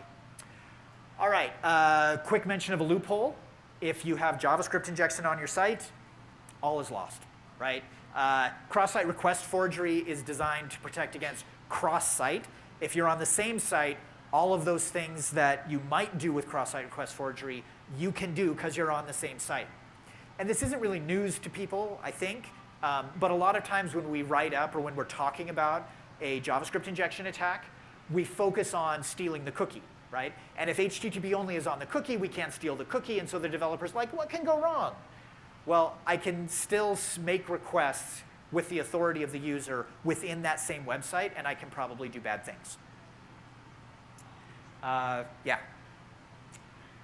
Clickjacking. I have a slide because I have to have a slide. I haven't seen a clickjacking attack in the wild since 2004. So it exists, but there's good ways, really easy ways to defend against it. Again, I don't know how much time you spend fighting this battle, but the X-frame option header has been the favorite. It's actually being deprecated, which was a surprise to me. They would rather people use the Content Security Policy Directive frame ancestors. Does the same thing. I imagine they'll be really slow to actually stop supporting the X-frame options, but they want people to migrate, so now you know. Last topic, and then we get to what I think is the fun stuff, the device-bound session credentials. One more topic, though. Post-compromise. What happens if I steal the cookie? Then what? Well, it turns out there's a lot, I shouldn't say there turns out, you're all probably aware, there's a lot of defenses designed to, sometimes we use the phrase, limit the blast radius of our attack. So if an attacker gets the value of the cookie somehow, right? No pointing fingers, they just got the cookie. What can they do? Or more importantly, how long can they do it for? And so my suggestion is that actually drawing a timeline might help in these conversations. So you've got log in to log out. How many users actually log out? Not very many. So that's why we have idle timeouts. That's why we have absolute timeouts, right? And as we start drawing these out for our developers, for our Scrum Masters, program managers, hopefully it helps illuminate this picture, right? We also have JWTs, which I'm just not a fan of. The problem with JWTs is that their expiration is hard-coded in the token. And so even though the user presses log out, and it can't be stolen out of the browser anymore because it's been cleared out of the browser, if the attacker already has the value, they can continue to use that token for the full lifespan of the token, right? Now you can actually build in an identifier, and then you can store on the server side, this token, the user's logged out, it's no longer valid. But if you're doing that, which I encourage, but if you are doing that, why are you using JWTs in the first place, right? The benefit there is supposed to be that you're not supposed to have to do server-side session tracking. Again, my opinion, I'd rather use a cookie.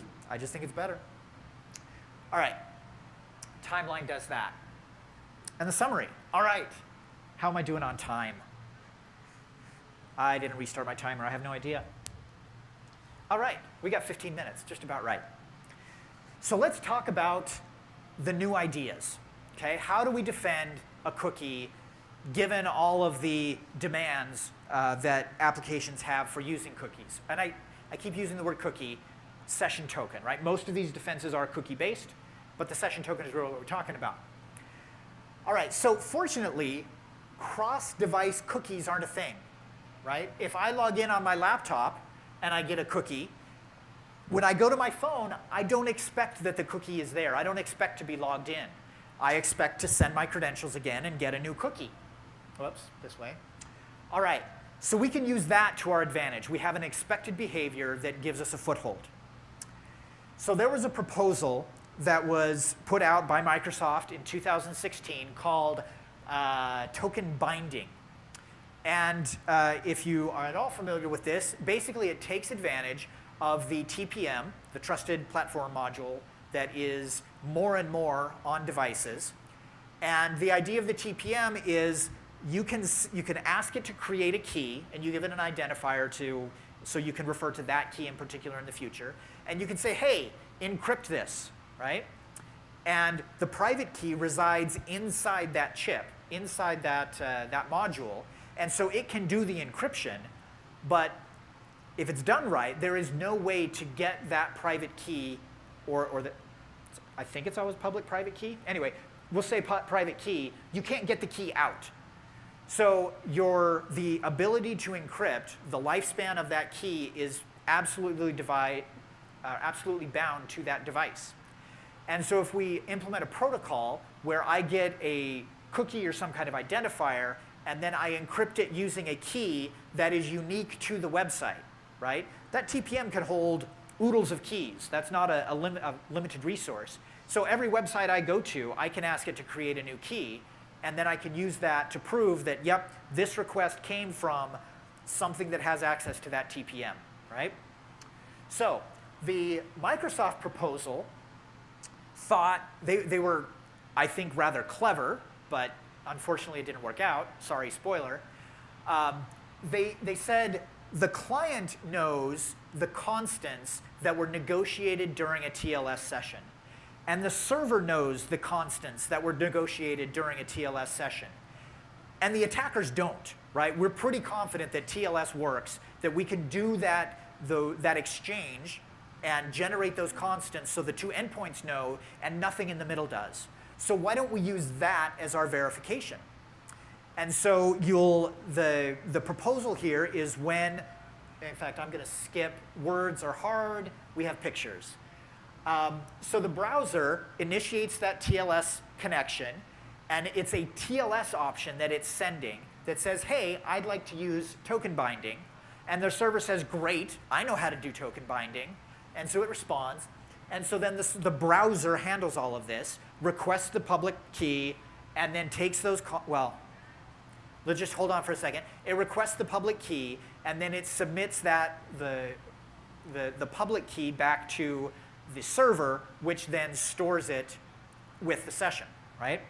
And so then when I make a request, we've got a new TLS session, but both sides, maybe we do. Anyway, let's pretend we do. Both sides know those constants, so the browser can encrypt them, send them along to the server. The server can use the public key to decrypt them and trust that if it gets the right constants back, only the trusted client could have sent this request, right? So this is kind of beautiful, right? It's very little extra work on developers. The problem is this last box. The server needs to read the session content, and then it needs to get the key that is associated with the session. Think back to if you're a website developer, or maybe a web server developer, how far apart are those two bits of code, right? Like, I write a lot of websites. I never look at TLS constants. And so the overhead that was being generated to somehow create an API, create an interface that the application code could use to get access to those TLS constants, which it needed in order to do this decryption, was just too wide of a gulf to cross. And so people kind of liked the idea, but it just died. All the major browsers, I think even Edge, have stopped supporting this protocol. So, sorry to waste your time. But Google has come along and generated a similar proposal, and they're trying to have it get traction, right? I don't think it's perfect, but I think it's good enough that it should get traction. So I'm here talking about it. Again, words are hard. Let's talk about a picture. Oh, I got to say one thing. In the RFC, in this proposed standard, there are some disclaimers. So Google recognizes that if the attacker is on the hardware, if they've still got access to your laptop, they can possibly call the TPM, and they can probably call the API in the browser that is going to call the TPM. And so if they're still there, this isn't going to work. But if they're still there, you've got bigger problems. So that's disclaimer one. Number two, if the attacker has machine in the middle position to look at this traffic as it's being exchanged, you got bigger problems because you would have seen the plain text or the password go across. So the cookie is going to be subject to, or could be sniffed in that case, right? So yes, those are valid attack vectors. They're not worried about it because we're just at a different point in the attack phase. So similarly, although the device-bound session credentials starts after authentication. So the user has submitted their username and password, and two-factor authentication, of course. And then the browser is building this session, and they send a header that looks like this. This session registration header. Okay? So this is a response header. It specifies the encryption methods that are supported. Currently, Chrome, which is the only browser that implements this, won't actually support RS-256. It's only ES. Anyway, trivia. In the response header, there's a path. And this is a web endpoint, we'll call it an API endpoint, that the developer has to implement. And then there's a challenge with a random string, and there's an authorization with another string. I haven't figured out why there are two yet, but there are two. So we'll watch how they flow through. So the developer also continues with the normal session building. You still use a traditional session identifier, but it has to be a cookie. Okay? So, there's all the things I just said. I will say in at least the blog posts that are describing this, they're suggesting that you could continue with a long-lived session. So this could be completely normal. And if a user visits your site with a browser that doesn't support DBSC, then it's just business as normal. So that's probably a good thing. That will ease the transition path. But eventually, we'll want that to die. OK, so now we're in the middle square. So the browser has received the response header, and it goes off and uses the TPM the same way, more or less the same way. The response header included a challenge. And for the longest time when I was reading the RFC, I thought that the challenge was the thing that got encrypted. Turns out it's not. What it actually does, or the browser does, is builds a JWT, so a payload, JSON payload, and it sends that off to the TPM to get encrypted/signed, right? And then the thing that gets sent back to the server is this signed JWT, and it's signed with the private key that only lives in the TPM. And that looks like this, right? So in the previous request, we said you start your session at this endpoint, and so we post this JWT, this is the payload of it, to that endpoint. And the developer has to have written code to do something with this JWT, right? What they're supposed to be doing is taking the public key, which, oh, by the way, is right here, and use that to verify the signature on this JWT. Now again, network sniffing, out of bounds, they know it's vulnerable to that. Normally sending the key that would decrypt the token would be a bad idea, but in this case, we're okay. All right, so if that validates, and there's no reason why it wouldn't, now the server knows this session is associated with this public key, and it tucks that away. So, again, just pointing out, we've got that same challenge here, and we've got the authorization here. I don't know why there's two. There's the key. All right, so the response to that session start endpoint looks like this. And there's stuff that I'm not sure is really needed to be returned, but it is. But the main thing you want to see, I've got boxes here. You've got that same identifier. Don't know why. You've got the refresh URL. This is key, right? So we've got a registration URL and we've got a refresh URL. And then we've got a scope. So part of the specification is that the server can tell the browser which of my endpoints do I care about this session token. So you could like exclude /static. And then if the browser loads /static, the browser will know not to send the cookie to that particular endpoint. I don't know that it would hurt if it were, but you can exclude it. And then the second thing is the endpoint tells the browser the name of the session cookie, right? Because the browser is now going to take on the responsibility of keeping that cookie refreshed. So it's following what's become somewhat of a standard. You issue an access token, you issue a refresh token, right? And the refresh token lives longer. And typically it's been your client-side code that has to keep track of or detect when that cookie has expired and then go get a new token, right?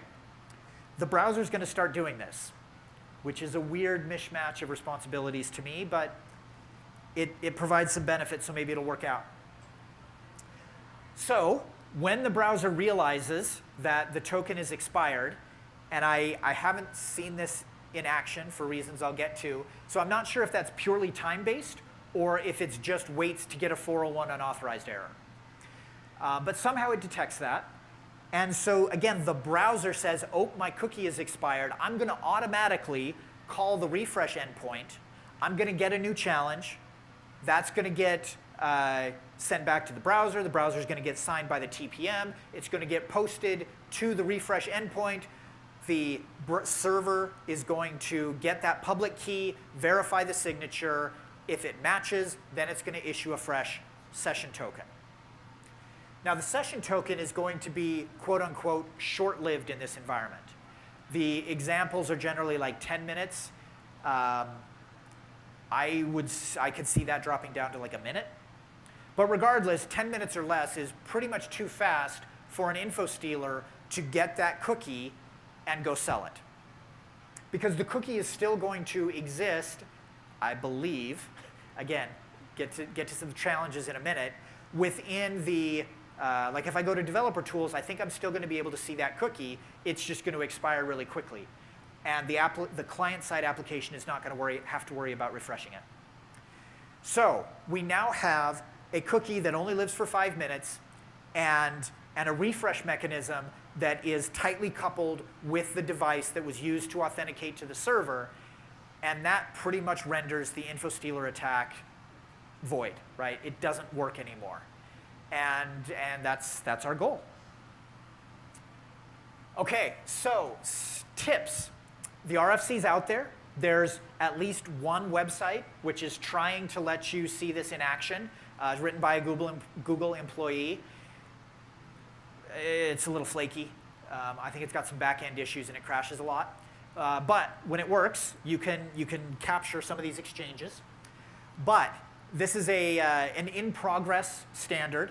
And so you have to set 4 different flags within Chrome in order to get it to respond to the headers. The website you're talking with must have a valid HTTPS certificate. One of the other rules that they're implementing with DBSC is that if it's not encrypted, the cookie does not go. And the headers are going to be ignored. So you can't really do local, right? You've got to spin up something and get a let's encrypt or whatever. So that has to be there. And then the other wrinkle is that the refresh requests don't show up in the developer tools. So if you're trying to debug your server, you've got a challenge. I've gotten some of the requests to get captured by burp, but some of them don't, which is probably my server code error, but I don't know. Now, you can use net export, which is built into Chrome, and this basically logs a whole slew of network packet information to disk.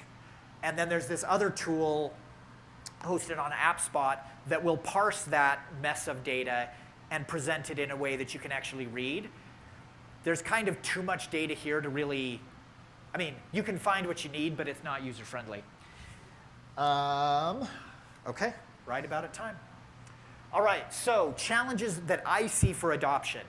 Like I said, I spent probably only a week, but a week, trying to implement a server that would get this DBSC exchange to complete, and I failed.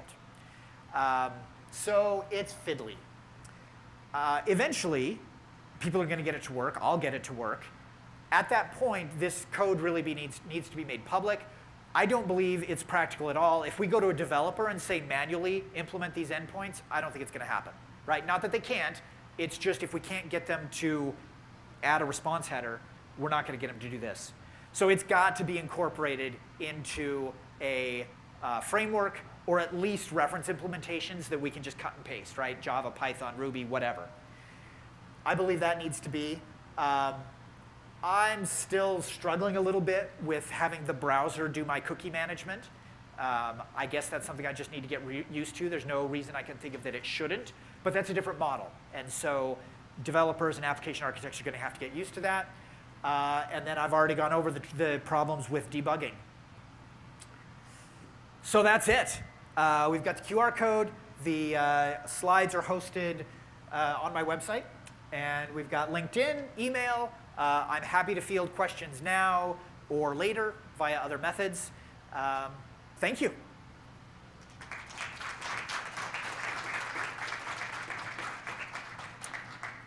I don't see anyone kicking me off the stage quite yet, so are there questions now?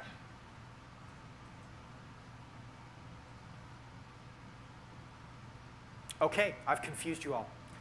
Thank you. Have a good rest of your con.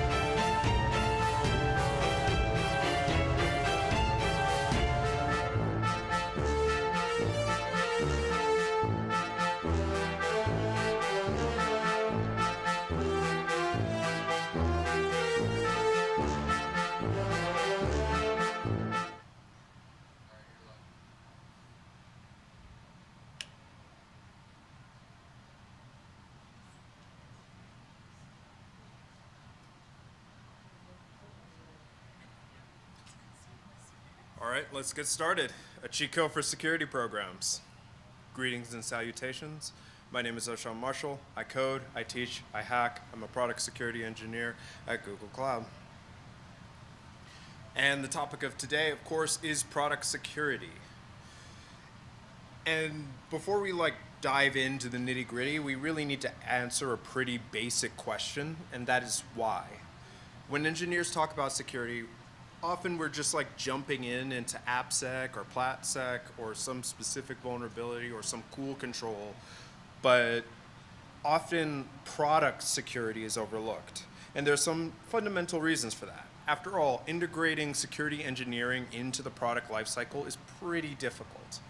And why go through all that trouble when you can do vulnerability research, pen testing, security operations, and patching, all with talking to as few product managers as possible? So why is the important question? Why are we doing this? What problem are we trying to solve? And the answer to that question, we need a more holistic view. Focusing solely on the application is all of the threats and all of the risk at lower levels of the stack. And then likewise spreading yourself too thin over an entire platform, often you forget some specificity and some nuance. Product is the answer. Product is where you get the priorities from. Businesses get involved in software to present something useful to the user. And so this talk is for anyone in a software development or security role, whether you're an engineer, product manager, or security professional. I want to share with you some perspective about bringing security into your life. So we'll start by defining product security means versus the other paradigms like AppSec and PlatSec. And then we'll focus in on the core concepts of shifting left, right, up, and down. By the end of this talk, you should be able to pitch a product security program within your organization. So, AppSec is the tip of the iceberg. It focuses on the security of the applications itself, but that's not really sufficient. This overlooks the underlying problems in the platform. And a vulnerability in the platform, regardless of how secure the application on top of it is, still exposes the user to risk. So AppSec is the most visible part of all security work. Beneath the tip of the iceberg lies a vast ecosystem and complex ecosystem. It's product security, but it actually includes everything from the OS it's running on, to the databases, to the network configurations, and to the hardware. So product security is also platform security, because a perfectly secure application on a vulnerable platform is still a weak application. And therefore, a comprehensive product security approach means that you're looking beyond just the application. You're embracing a holistic view. And when you do this, of course, you make products more secure. Now platform security. Product is the purpose of the platform. And so when we talk about platform security, it's really tempting to view this as a vast, disjointed collection of assets. Some servers here, some services there, each with its own health checks and uptime. This is technically correct, but the perspective is too broad to actually be useful. Why? Because these systems don't exist for their own sake. They're part of a greater ecology. Again, delivering a product. And that's where we need to refine our thinking. There's a popular principle like treat your servers like cattle, not pets. Now, this is great for building resilient systems, but it's not helpful to say the farm has livestock. Like, you know the song, like, "Oh, MacDonald had a farm, E-I-E-I-O, and on that farm he had vertebrates, E-I-E-I, no." It's not helpful to know that old MacDonald has vertebrates. To keep the farm functional, you have to know the difference between chickens and dairy cows. Each have different needs. Each have present different vulnerabilities. Each have different risk and value rewards depending on the farm's operation. And adopting a product-centric view helps us do exactly that. It forces us to ask the right questions. Which of all of these systems processes sensitive user data? Which of all of these systems have key pathways that, if compromised, would have a direct impact on the user's trust? By focusing on the product, you can prioritize our security efforts to apply the most vigorous controls onto the most important parts of the platform. And we need to make these ideas concrete. So we'll turn over to this old standby classic cheat code. You got to memorize? Thumbs twitching a bit? To play the game today, we'll simplify it because some of y'all don't know the directional buttons. So we'll be focusing in on all of the directions here for just the 4: shift left, shift right, shift up, and shift down. Now, shift left is an idea we've heard over and over again. It's a powerful concept. It means moving security into earlier and earlier phases of the development lifecycle, and from being an afterthought into a core consideration. But cloud development is complex. You need more than just one direction. Playing field is multidimensional. We need to look at the whole entire board. So today we'll talk about shifting left, but we'll also talk about shifting right, continuing the security work through production, through active monitoring, robust incident response, and continuous testing of live systems. We'll also shift up, making a security an organizational priority, ensuring that security is part of the strategic conversation and not just a technical one. And then we'll shift down, which is building security into the very foundations of the stack, which is all the way down to the metal. So let's first talk with shifting left. Now, again, it means lots of things to lots of people, but today we're focusing in on integrating it into the product lifecycle. So for the purposes of our discussion, there are 3 foundational building blocks. Product is what the user gets. Straightforward. Systems are assets that the product uses. They're closely tied to the product. So in cloud, these could be things like a Kubernetes cluster, it could be a bucket, and if you're an older enterprise and you have production systems, all those weird quirks about your production environment are also just assets, things that the product can use. Now, the final part is teams, and obviously teams and people are very important, right? Because software still needs people. Yes, we agree. Yes. And so the dreams and visions of product leadership, as well as the realities of being a software engineer, frontline engineer, is really important when you're trying to integrate security into that lifecycle. And every company does it a bit differently. But in general, you can think of the product lifecycle into 4 key phases. Phase 1 is just design. It usually means knowing something about what the users want or need. Phase 2 is experimentation. It may be 1 stage or several stages, but the goal from experimentation is just to get some feedback, some live feedback and quality assurance. Phase 3 is the implementation or build, and phase 4 is the release of the product.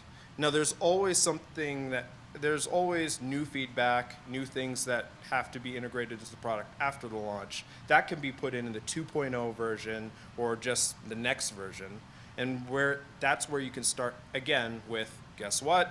Design. And again, this is just a generalization, but it's getting us to start to think about critical queries and critical questions. How and where do we embed our actual security capabilities into this life cycle? So, of course, the first thing is to make sure you partner at the very beginning. And we could talk about the tools that will help you build that partnership. On the far left, of course, this is threat modeling. Threat modeling is a way you can find weaknesses in the architecture before a single line of code is written. But it also can be used reactively for systems that are already built. You can enhance your threat modeling through targeted threat intelligence. Threat intel shows you how real-world adversaries are targeting products like yours. And with that information, you can design proactive defenses against the most likely threats. And then moving into the build phase, this is what the security reviews come in. They work in parallel with development. The key here is not to think of them as a final exam at the end. Instead, think of them as a continuous partnership, a chance to collaborate and make sure that the design was actually followed and built through securely and correctly, and to look for additional vulnerabilities in the code itself. And then when you find things, then you need to think about remediation. And you need to think systemically. How can we eliminate entire classes of vulnerabilities rather than playing whack-a-mole each and every time? This could mean building better frameworks. This could mean building better libraries or tools that make it easier for all the developers to write secure code by default. Now we shift right. And this is where I remind you that product security just doesn't stop at launch. So there's proactive defense, continuous monitoring, and rapid response in the live environment.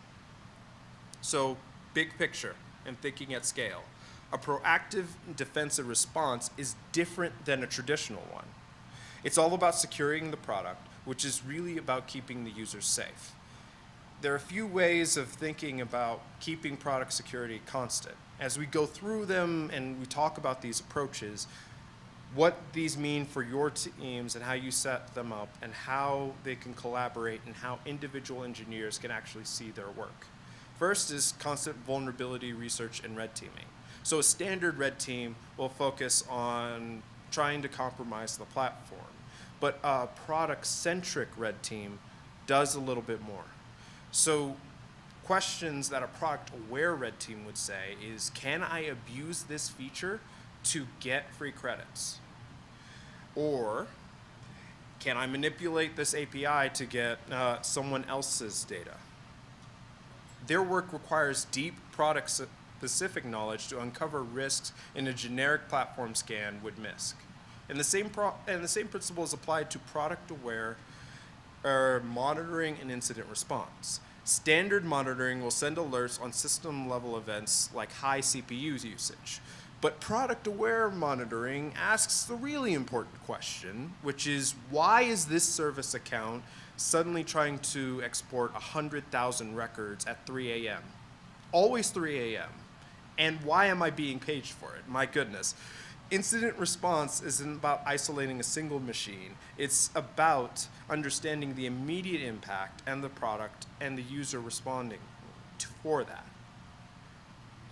And one great approach across the industry is partnering with external researchers. When you look, you can look, once a researcher submits a bug or presents to you a risk, you can look more to the not only the technical flaw, but you can look through the lens of the product and its users. That's how we can assess real-world risk. That is how we can get precise decisions about how to prioritize that fix, the staff it needs, and other resource considerations. And there's a more immediate way of thinking about shift right too. And this is one of the things that you think about. The first thing that pretty much everyone really learns to do, where we actually file tickets with the reports. So on the left, you have your normal security activity. It doesn't matter what the person behind the keyboard's doing.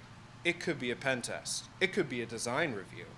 It could be code audit. It could be firing up a fuzzer. Does not matter. If the only thing at the end of it is just a report, that's terrible, because the report is then a PDF that gets chucked over the fence and then trickles down the org chart. Sometimes that process takes 6 months to the year, depending on how big the enterprise is. And that's not great. It's just not. On the right, we have a better approach and a better way of thinking about it, making it consumable by both executives and engineers. File a bug with the report. Make it actionable so that executives and engineers can work on it and take action. Engineers speak in the language of bugs and pull requests, not reports and documents. And of course, you still have to write the report. I can't save you from writing the report. But it's important to point out the flaws in the engineering context as well. You can go further, faster if you shift right, and the key takeaways for engineers to consume and act on. Now, hacker in the boardroom. Let's talk about shifting up. So we talked about shifting left and shifting right. The next part of the cheat code is shifting up. And this is the concept of escalation, making it absolutely critical for a healthy security culture. Escalation is a normal, healthy security process. I'll say this again. Escalation is a normal, healthy part of the security process. It shouldn't be seen as a failure or some disruption into the business as usual activity. It is not about getting someone in trouble. Escalating is just a formal mechanism for getting the right people involved.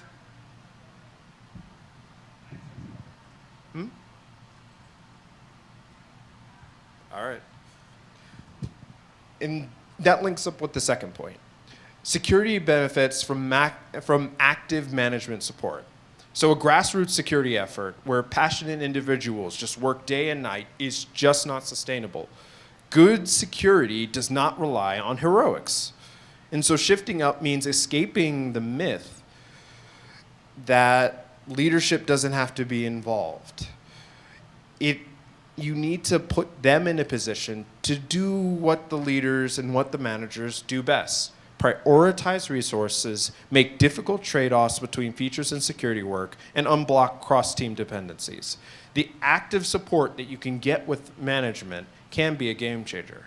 And what I'm saying is that think of escalating as a way of just addressing the complex issues.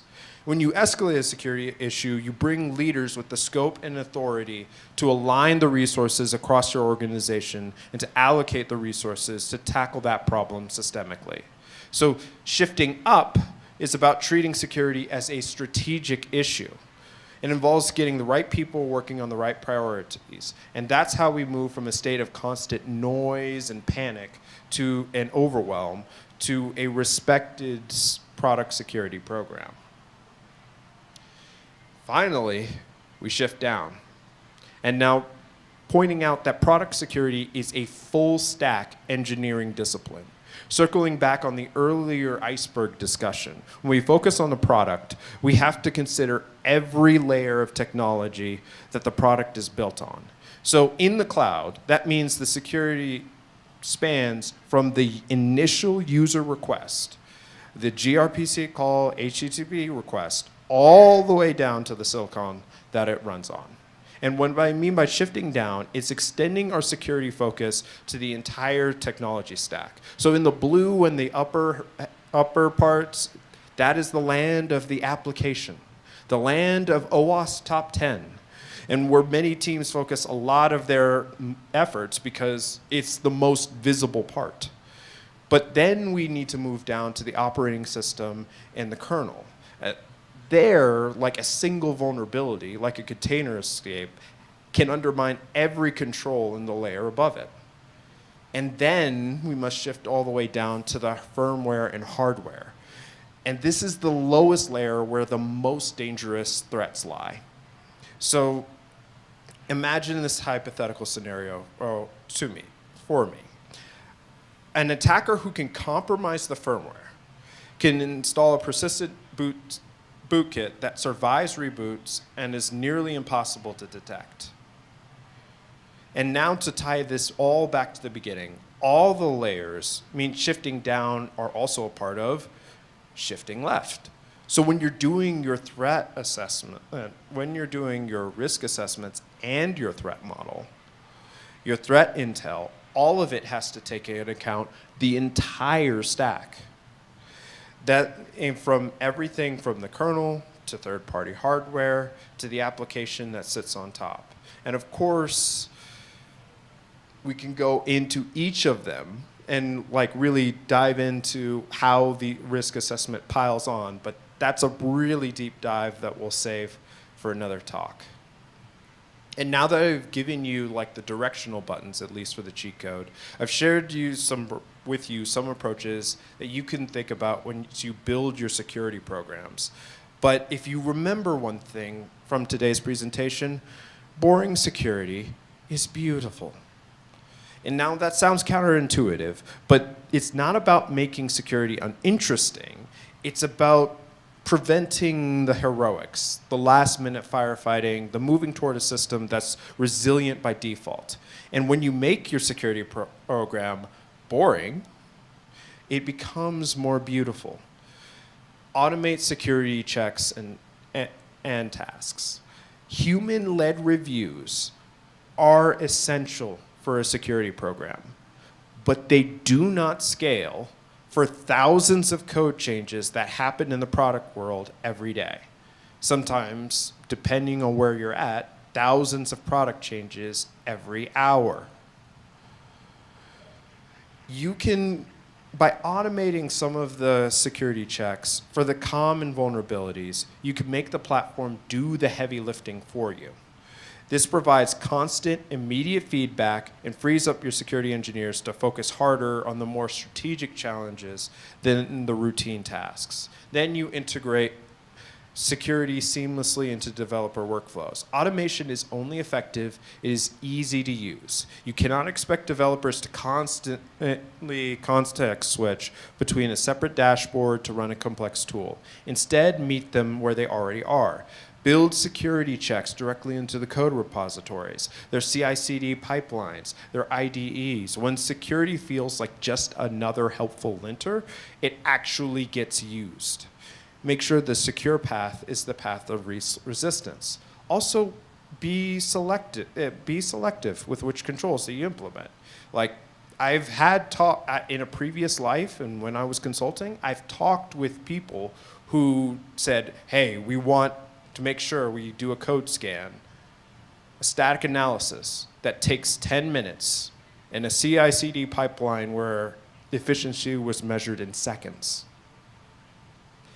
There's a place for that static analysis code scan. It's not immediately before every code push. Finally, we need to make security a shared responsibility because it is shared fate. Google talks a lot about shared fate. And I'll oversimplify all of that just to say when security is automated and when it is integrated, it stops being the exclusive domain of a small security team. It becomes a natural part of everyone's job.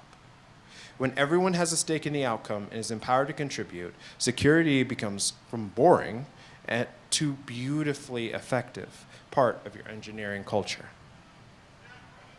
And so we've been talking about cheat code for security. It's not a shortcut, but it's a fundamental shift in perspective. We get stuck on the AppSec side, which is just the tip of the iceberg, but the real risks lie deeper. The cheat code is part of a 4-part framework. And first, of course, shift left. We need to think about security from the very beginning of the development lifecycle. Think of threat modeling during design. Why? Because it's cheaper and easier to fix flaws early. Then we shift right. Security doesn't stop at launch. We need proactive monitoring and incident response because the threat landscape is always changing. Security is a continuous loop. Third, we shift up. We need to elevate the conversation. Security is a business risk, not a technical one. This means buy-in from leadership and making security a strategic priority. And then finally, we shift down. We must secure the entire stack. A holistic application from a vulnerable, secure application on a vulnerable platform is still at risk. So we need a holistic view of the technology. So shift left, right, up, and down. And together we create a security program that's more integrated and more predictable, beautiful, and boring. Boring means it's working. It's a well-oiled machine and not a constant fire drill. And that's the call to action. Take this framework, ask the right questions, are we shifting in the right directions with this activity? This will help you build a security program that is both secure and resilient. Thank you for your time.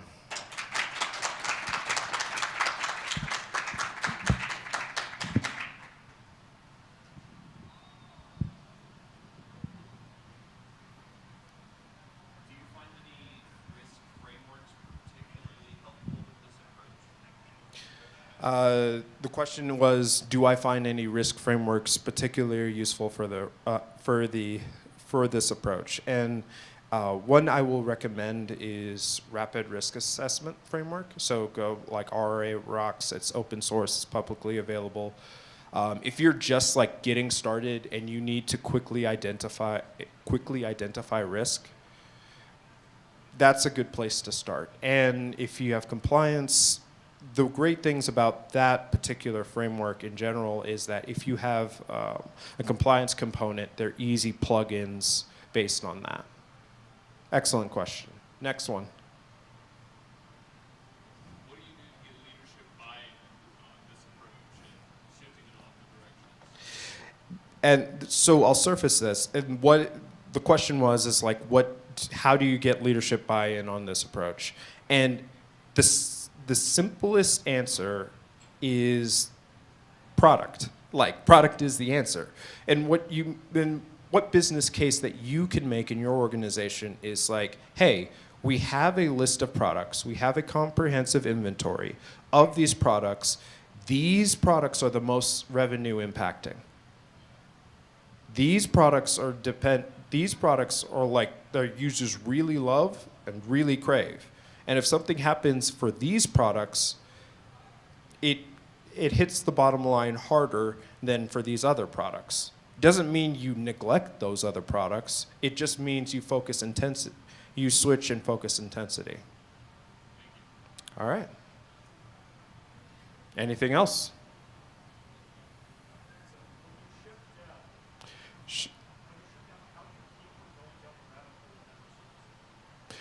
So question was, when you're shifting down, how do you keep from squirreling and rabbit hole and like good scoping from the beginning of the engagement? That's the answer. When you're focusing on the threat model for product foo, for example,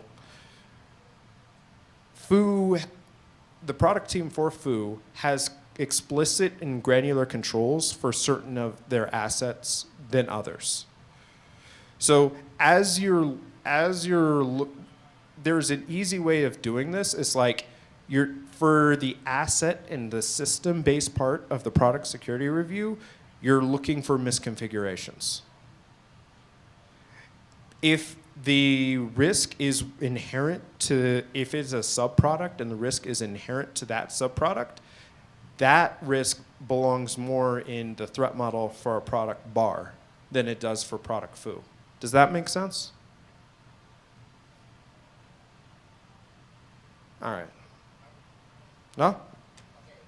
So let's say I don't work for a big company. I work for a small company, and I only have, I guess, the resources to shift in one direction. Which direction are we going? I challenge that. The question is like, if you're a smaller company, do you only have resources to shift in one direction? And I do challenge that. And I challenge that assumption. Like, if you are a one-person shop, shifting up and down is within yourself. Like, if you're in a two-person startup with like a business-led founder and a technical founder, Escalation procedures are easy. You're sitting in an apartment in the Bay Area, eating ramen, staring probably at the same monitor together. So you just nudge, and it's like, hey, I think this is a problem. You talk to your co-founders like, hey, I think this is a problem. I don't think we could raise funding this way. Like, so it doesn't matter how big or how small, you can shift in all the directions.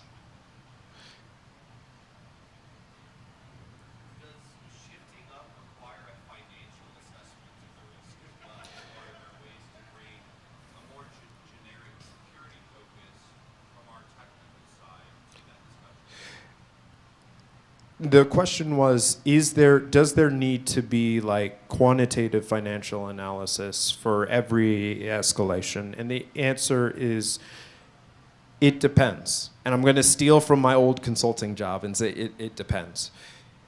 At certain levels of escalation, it will be more efficient if you can provide that information and get that quantitative analysis. But you can also just speak to it just from technical hazard and technical risk of systems. When it doesn't always have to tie into a dollar amount. And if your escalation procedures in your organization are structured enough, escalation level 0, you just talk shop and you do the technical. As it's going up and as it's getting prepared for higher and higher audience, collaborators will come into it and will make that quantitative analysis easier. And if that is what is needed to really make the case for that escalation.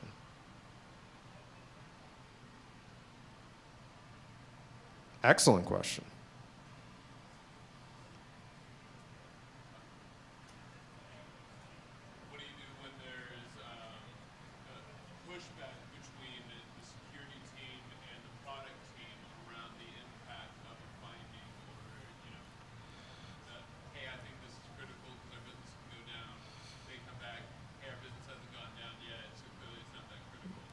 So the question is like dispute resolution between security and product, like is a critical really a critical? And you can stand firm on the technical parts of your assessment.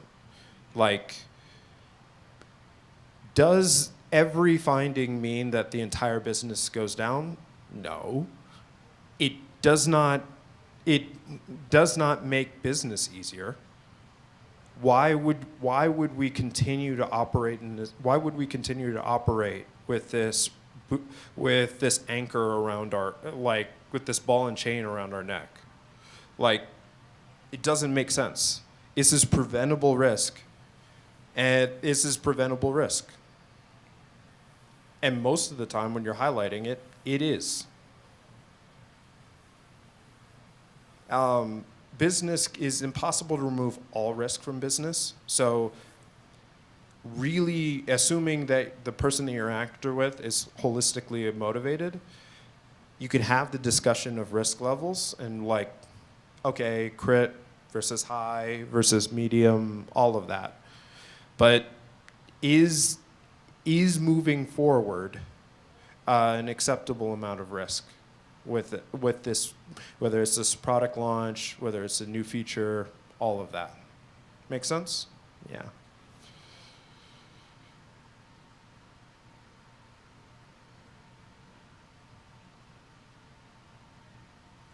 Going once. All right. Woo!